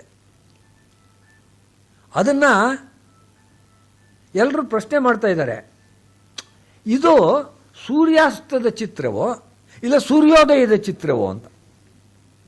ಯಾರಿಗೂ ತೀರ್ಮಾನ ಮಾಡೋಕ್ಕಾಗ್ತಾ ಇಲ್ಲ. ಕೊನೆಗೆ ಅವನ ಹೆಂಡತಿನ ಕೇಳಿದ್ರಂತೆ, ಏನಮ್ಮ ಇದು ಸೂರ್ಯಾಸ್ತದ ಚಿತ್ರವೋ ಇಲ್ಲದೆ ಹೋದರೆ ಸೂರ್ಯೋದಯದ ಚಿತ್ರವೋ ಅಂತ. ಡೆಫಿನೆಟ್ ಆಗಿದ್ದು ಸೂರ್ಯಾಸ್ತದ ಚಿತ್ರವೇ ಅದು. ಯಾಕೆ ನನ್ನ ಗಂಡ ಯಾವತ್ತೂ ಸೂರ್ಯೋದಯ ನೋಡೇ ಇಲ್ಲ, ಅವನು ಬೆಳಗ್ಗೆ ಎದ್ದಿರ್ತಾನೆ. ಎಷ್ಟು ಸೋಮಾರಿ ಅಂತಂದ್ರೆ ಅವನೆಲ್ಲ ಆಮೇಲೆ ಹೇಳುವಂಥದ್ದು. ಹಾಗೆ ಇಲ್ಲಿ ಅರುಣ ಯಾವಕ ಪಂಕಲಕ್ಷ್ಮೀಂ ಆಮುಂಚತಾಂ, ಎಷ್ಟು ಸುಂದರವಾಗಿರ್ತಕ್ಕಂಥ ಪ್ರಯೋಗ. ಆ ರೀತಿಯಾಗಿರ್ತಕ್ಕಂಥ ಯಾವಕದ ಶೋಭೆಯನ್ನು, ಸೌಂದರ್ಯವನ್ನು ಇವೆಲ್ಲ ಧರಿಸಿಕೊಂಡಿವೆ. ಶೋಣಾತ್ಮನಾಂ, ಆ ರೀತಿಯಾಗಿರ್ತಕ್ಕಂಥ ಕೆಂಪು ರತ್ನಗಳು. ಹೇ ಪದಾವನಿ ಕಾಂತಿ ಯೋಗಾತ್, ಅದರಿಂದ ಏನಾಗಿದೆ ಅಂತಂದರೆ ಪದ್ಮಾಸಹಾಯ ಪದ ಪದ್ಮ ಶ್ರಯಂತೆ ಸಂಧ್ಯಾನುರಂಜಿತ ಸುಧಾಕರ ಬಿಂಬ ಶೋಭಾಂ. ಭಗವಂತನ ಕಾಲಿನಲ್ಲಿರ್ತಕ್ಕಂಥ ನಖಗಳು, ಉಗುರು ಅಂತ ಹೇಳ್ತು, ಕಾಲಿನ ಉಗುರುಗಳು, ಅವು ಈ ಒಂದು ಪದ್ಮರಾಗಗಳ ಕೆಂಪು ಕಾಂತಿ ಅದರ ಮೇಲೆ ಬಿದ್ದಿರೋದ್ರಿಂದ ಸಂಧ್ಯಾಕಾಲದಲ್ಲಿ ಆ ಕೆಂಪಿನ ಜತೆ ಒಳಗೆ ಚಂದ್ರನು ಕೂಡ ಸ್ವಲ್ಪ ಕೆಂಪಾಗಿ ಕಾಣ್ತಾನೆ. ಆ ರೀತಿಯಾಗಿರ್ತಕ್ಕಂಥ ಸುಧಾಕರಣ ಅಂದರೆ ಚಂದ್ರನ ಬಿಂಬದ ಸೌಂದರ್ಯವನ್ನು ಆ ನಖಗಳು ಕೂಡ ಹೊಂದಿವೆ. ಇದು ಅವರ ಕಲ್ಪನೆ. ಸಂಧ್ಯಾನುರಂಜಿತ ಸುಧಾಕರ ಬಿಂಬ ಶೋಭಾಂ ಶ್ರಯಂತೆ ದಧತಿ. ಅಯಮನಿತರ ಭೋಗಾನ್ ರಂಜಯನ್ ವೀತರಾಗಾನ್. ಅರುಣಮಣಿಗಣಾನಾಂ ತಾವಕಾನಾಂ ಪ್ರಕಾಶಃ ಮಧುರಿಪು ಪದರಕ್ಷೇ ಮಂಕ್ಷು ಜಾಜ್ವಲ್ಯಮಾನಂ ಶಲಭಯತಿ ಜನಾನಾಂ ಶಾಶ್ವತಂ ಪಾಪರಾಶಿಂ. ಅಯಂ ಪ್ರಕಾಶಃ ಅರುಣಮಣಿಗಣಾನಾಂ ತಾವಕಾನಾಂ ಪ್ರಕಾಶಃ. ನೀನು ನಿನ್ನ ಜೊತೆ ಒಳಗಿರ್ತಕ್ಕಂಥ ಆ ಒಂದು ಪದ್ಮರಾಗಗಳ ಬೆಳಕು ಅಂತಕ್ಕಂಥದ್ದು ವೀತರಾಗಾನ್ ಅನಿತರ ಭೋಗಾನ್ ರಂಜಯನ್. ವೀತರಾಗರು ಅಂತಿರ್ತಾರೆ ಅಂದರೆ ಎಲ್ಲ ವಿಷಯಗಳಲ್ಲಿ, ಪ್ರಾಪಂಚಿಕವಾದ ಎಲ್ಲ ಸುಖಗಳಲ್ಲಿ ಆಕರ್ಷಣೆಯನ್ನು ಬಿಟ್ಟವರು. ನಿಜವಾಗಿಯೂ ಕೂಡ ಜೈನ ಮತದ ಸಾಧುಗಳಿರ್ತಾರಲ್ಲ, ಅವರು ವೀತರಾಗರು. ಆ ರೀತಿಯಾಗಿರ್ತಕ್ಕಂಥ ತ್ಯಾಗವನ್ನು ಅವರು ಮಾಡಿರ್ತಾರೆ. ಇವತ್ತು ನಿನ್ನೆ ಕೂಡ ಪೇಪರಲ್ಲಿ ಓದಿದೆ, ಇಷ್ಟು ಜನ ಆ ರೀತಿಯಾಗಿರ್ತಕ್ಕಂಥ ಸನ್ಯಾಸವನ್ನು ಸ್ವೀಕರಿಸಿದರು ಅಂತ. ಎಲ್ಲವನ್ನು ಕೂಡ ಪರಿತ್ಯಾಗ ಮಾಡೋದು ಅವರಲ್ಲಿ ವಿಶೇಷವಾಗಿದೆ. ಅವರದ್ದು ಯಾವುದೇ ಪುಸ್ತಕ ನೋಡಿ, ನಮ್ಮಲ್ಲಿ ಯಾವ ರೀತಿ ಪುಸ್ತಕದಲ್ಲಿ ಆರಂಭದಲ್ಲಿ ಶ್ರೀ ಗಣೇಶಾಯ ನಮಃ ಅಂತ ಬರಿತೀವೋ, ಜೈನರು ಆ ರೀತಿಯಾಗಿ ತಾಳಪತ್ರಗಳನ್ನು ಬರೆದಿದ್ದರೆ ಮೊದಲು ಬರೋದು ವೀತರಾಗಾಯ ನಮಃ. ಅದೇ ಪದವನ್ನು ನಾವು ಕಾಣ್ತೀವಿ, ಎಲ್ಲ ಕಡೆನೂ ನೋಡಿದ್ದೀವಿ ನಾವು. ಆ ರೀತಿ ವೀತರಾಗರನ್ನು ಅನಿತರ ಭೋಗಾನ್, ಅವ್ರ ಪ್ರಪಂಚದಲ್ಲಿ ಬೇರೆ ಯಾವ ಭೋಗವೂ ಅವ್ರಿಗೆ ಬೇಕಿಲ್ಲ. ಅವರನ್ನು ಈ ಒಂದು ಪಾದುಕೆಗಳ ರತ್ನಗಳ ಕಾಂತಿ ಮಾತ್ರ ರಂಜಯನ್ ಆನಂದ ಪಡಿಸುತ್ತೆ. ಆಹಾ, ಈ ಭಗವಂತನ ಪಾದುಕೆಗಳು ನೋಡಿದ್ವಲ್ಲ, ಇದರ ಕಾಂತಿಯನ್ನು ಕಂಡುವಲ್ಲ, ಅದರಲ್ಲಿರ್ತಕ್ಕಂಥ ಆನಂದ ಅವ್ರಿಗೆ ಬೇರೆ ಯಾವ ವಸ್ತುವಿನಲ್ಲೂ ಬರ್ತಾ ಇಲ್ಲ. ಬೇರೆ ಎಲ್ಲ ವಸ್ತುಗಳಲ್ಲೂ ಆಕರ್ಷಣೆಯನ್ನು ಕಳೆದುಕೊಂಡಿದ್ದಾರೆ. ಅವ್ರನ್ನು ಇಟ್ಟುಕೊಂಡು ಹೇಳ್ತಾರೆ, ಆ ಪ್ರಕಾಶವು ಮಧುರಿಪು ಪದರಕ್ಷೇ ಜಾಜ್ವಲ್ಯಮಾನಂ. ಅದು ಹೊಳಿತಾ ಇದೆಯಲ್ಲ ಕೆಂಪು ಬಣ್ಣದಲ್ಲಿ, ಅದೇನು ಮಾಡ್ತಾ ಇದೆ ಅಂತಂದರೆ ಜನಾನಾಂ ಶಾಶ್ವತಂ ಪಾಪರಾಶಿಂ, ಜನಗಳ ಶಾಶ್ವತವಾಗಿರ್ತಕ್ಕಂಥ ಪಾಪರಾಶಿ ಇದೆ ನೋಡಿ, ತಂ ಶಲಭಯತಿ. ನೀವೆಲ್ಲ ಕತ್ಲಲ್ಲಿ ಮಳೆ ಬಂದ ದಿವಸ ಈ ಹುಳುಗಳೆಲ್ಲ ಬರ್ತವೆ ನೋಡಿ, ಹಾರ್ಕೊಂಡು ಬರ್ತಲ್ಲ ದೀಪದ ಹುಳು ಅಂತ. ಅದು ಬಂದಾಗ ಒಂದೇನಾದರೂ ದೀಪವನ್ನು ನೀವು ಹತ್ತಿಸಿಟ್ಟಿದ್ರೆ ಅವೆಲ್ಲ ಬಂದು ಅದಕ್ಕೆ ಬಂದು ಸಾಯುತ್ತೆ ನೋಡಿ, ರೆಕ್ಕೆಗಳನ್ನೆಲ್ಲ ಸುಟ್ಕೊಂಡು. ಆ ರೀತಿಯಾದಂಥ ಹುಳುಗಳಿಗೆ ಸಂಸ್ಕೃತದಲ್ಲಿ ಶಲಭ ಅಂತ ಹೆಸರು. ನಮ್ಮ ಪಾಪರಾಶಿಗಳೆಲ್ಲ ಶಲಭವಾಗಿಬಿಟ್ಟು ಈ ಪಾದುಕೆಗಳ ಮಣಿಕಾಂತಿಯಲ್ಲಿ ಸುಟ್ಟೋಗಿ ತಮ್ಮ ಪ್ರಾಣವನ್ನು ಕಳ್ಕೊಳ್ಳುತ್ತೆ. ನಮ್ಮ ಪಾದಗಳನ್ನೆಲ್ಲ, ನಮ್ಮ ಪಾಪಗಳನ್ನೆಲ್ಲ ಕಳ್ಕೊಳ್ಬೇಕಾದ್ರೆ ಇರತಕ್ಕಂಥ ದಾರಿ ಯಾವುದು ಅಂದರೆ ಭಗವಂತನ ಪಾದುಕೆಗಳನ್ನು ಆಶ್ರಯಿಸಬೇಕು. ಇದು ವೇದಾಂತಾಚಾರ್ಯರು ನಮಗೆ ಕೊಡ್ತಾ ಇರತಕ್ಕಂಥ ಉಪದೇಶ. ಆ ರೀತಿಯಾಗಿ ಮಾಡುವುದರಲ್ಲಿ ಯಾರು ಆಚಾರ್ಯರಿದ್ದಾರೆ, ಯಾರು ಆಳ್ವಾರುಗಳಿದ್ದಾರೆ, ಅವರು ನಮಗೆ ಗುರುವಾಗಿ ದಾರಿಯನ್ನು ತೋರಿಸುವಂಥವರು. ಅವರಿಲ್ಲದೆ ನಮಗಂಥ ಬುದ್ಧಿ ಬರಲ್ಲ. ಆ ಒಂದು ನಿಜವಾಗಿರ್ತಕ್ಕಂಥ ಆಚಾರ್ಯರನ್ನು ಹಾಗೆ ನಾವು ಆಶ್ರಯಿಸಬೇಕು. ಇದಾದ ಮೇಲೆ ಮುಕ್ತಾ ಪದ್ಧತಿ ಅಂತ ಇಟ್ಕೊಂಡಿದ್ದಾರೆ. ಮುಕ್ತ ಅಂತಂದರೆ ನಾನು ಆಗಲೇ ಹೇಳಿದಾಗೆ ಮುತ್ತು ಅಂತ ಅರ್ಥ. ಮುತ್ತಿನ ಬೆಳಕು ಬಿಳಿಯ ಬಣ್ಣವಾಗಿರುತ್ತೆ, ಅದನ್ನು ಇಟ್ಕೊಂಡೇ ವರ್ಣನೆ ಮಾಡ್ತಾರೆ. ಬದ್ಧಾನಾಂ ಯತ್ರ ನಿತ್ಯಾನಾಂ ಮುಕ್ತಾನಾಂ ಈಶ್ವರಸ್ಯ ಚ ಪ್ರತ್ಯಕ್ಷಂ ಶೇಷಶೇಷಿತ್ವಂ ಸಾಮೇ ಸಿದ್ಧ್ಯತು ಪಾದುಕಾ. ಎಷ್ಟು ವೇದಾಂತದ ಅರ್ಥಗಳನ್ನು ಇಲ್ಲಿ ಸೇರಿಸಿದ್ದಾರೆ ಸ್ವಾಮಿ. ದೊಡ್ಡ ಪುಸ್ತಕ ಬರೀಬೇಕು ಇಷ್ಟು ವಿಚಾರ ಹೇಳಬೇಕಾದ್ರೆ. ವಿಶಿಷ್ಟಾದ್ವೈತದಲ್ಲಿ ಜೀವರನ್ನು 3 ವಿಧವಾಗಿ ವಿಂಗಡಿಸಿದ್ದಾರೆ. ಕೆಲವರು ಬದ್ಧರು, ಇನ್ನು ಕೆಲವರು ಮುಕ್ತರು, ಇನ್ನು ಕೆಲವರು ನಿತ್ಯರು, ನಿತ್ಯ ಸೂರಿಗಳು ಅಂತ ಹೇಳ್ತಾರೆ. ಭಗವಂತನ ಬಳಿ ಇರ್ತಕ್ಕಂಥ ಗರುಡ ಇತ್ಯಾದಿಗಳಿದಾರಲ್ಲ ಅವರೆಲ್ಲ ನಿತ್ಯರವರು. ಯಾವಾಗಲೂ ಕೂಡ ವೈಕುಂಠದಲ್ಲಿ ಭಗವಂತನ ಪ್ರತ್ಯಕ್ಷವಾಗಿ ಅವನ ಎದುರಿನಲ್ಲೇ ಇರ್ತಕ್ಕಂಥವರು, ಅವರು ನಿತ್ಯರು. ವೇದಾಂತ ದೇಶಿಕಾದಿಗಳು ಪ್ರಪತ್ತಿಯನ್ನು ಮಾಡಿ ಮುಕ್ತಿಯನ್ನು ಪಡೆದವರು ಮುಕ್ತರು. ನಾವೆಲ್ಲ ಬದ್ಧರು. ಎಲ್ಲವನ್ನೂ ಸೇರಿಸಿದ್ದಾರೆ ನೋಡಿ ಒಂದು ಶ್ಲೋಕದಲ್ಲಿ. ಬದ್ಧಾನಾಂ ಯತ್ರ ನಿತ್ಯಾನಾಂ ಮುಕ್ತಾನಾಂ ಈಶ್ವರಸ್ಯ ಚ. ಈಶ್ವರ ತತ್ವವನ್ನು ತಿಳ್ಕೊಳ್ಬೇಕು. ರಾಮಾನುಜರು ಹೇಳ್ತಾ ಇದ್ದಾರೆ, ಈಶ್ವರಶ್ಚಿದ ಚಿಚ್ಚೇತಿ ಪದಾರ್ಥ ತ್ರಿತಯಂ. ಜಗತ್ತಿನಲ್ಲಿ 3 ತತ್ವ. ಒಂದು ಈಶ್ವರ, ಸ್ವತಂತ್ರ ಸರ್ವತಂತ್ರ ಸ್ವತಂತ್ರನಾಗಿರ್ತಕ್ಕಂಥ ಆ ಭಗವಂತ ನಾರಾಯಣ ಇದ್ದಾನಲ್ಲ, ಯಾವನನ್ನು ವಿಷ್ಣು ಹರಿ ಅಂತ ಕರೀತಾ ಇದ್ದೀವಲ್ಲ, ಆ ನಾರಾಯಣನು ಈಶ್ವರ. ಚಿತ್, ಯಾವುದು ಚೈತನ್ಯವನ್ನು ಉಳ್ಳದ್ದು, ಚೇತನವನ್ನು ಉಳ್ಳದ್ದು, ಆ ತತ್ವಕ್ಕೆ ಚಿತ್ ಅಂತ ಕರಿತಾ ಇದ್ದೀವಿ.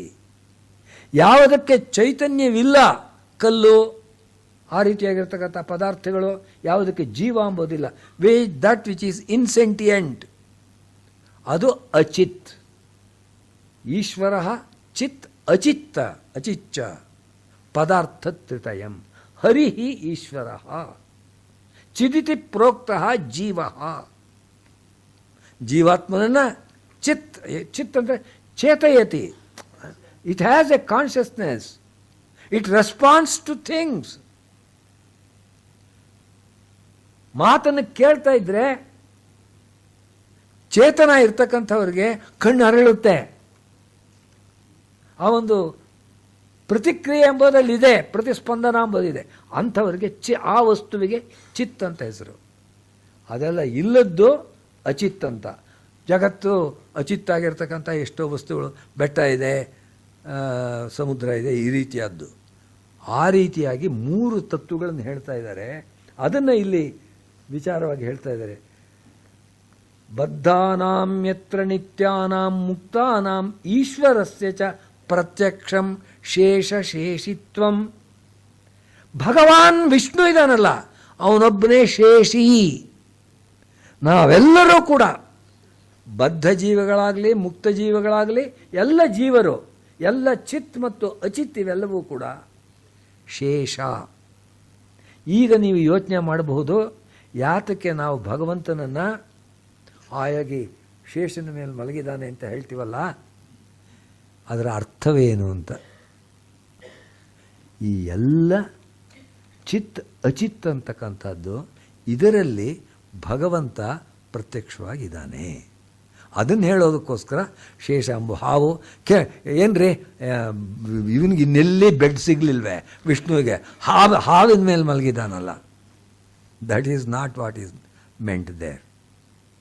ಶೇಷ ಶೇಷಿ ಭಾವ ಎಂಬುದು ರಾಮಾನುಜ ದರ್ಶನದಲ್ಲಿ ಅತ್ಯಂತ ಮುಖ್ಯವಾದ ತತ್ವ.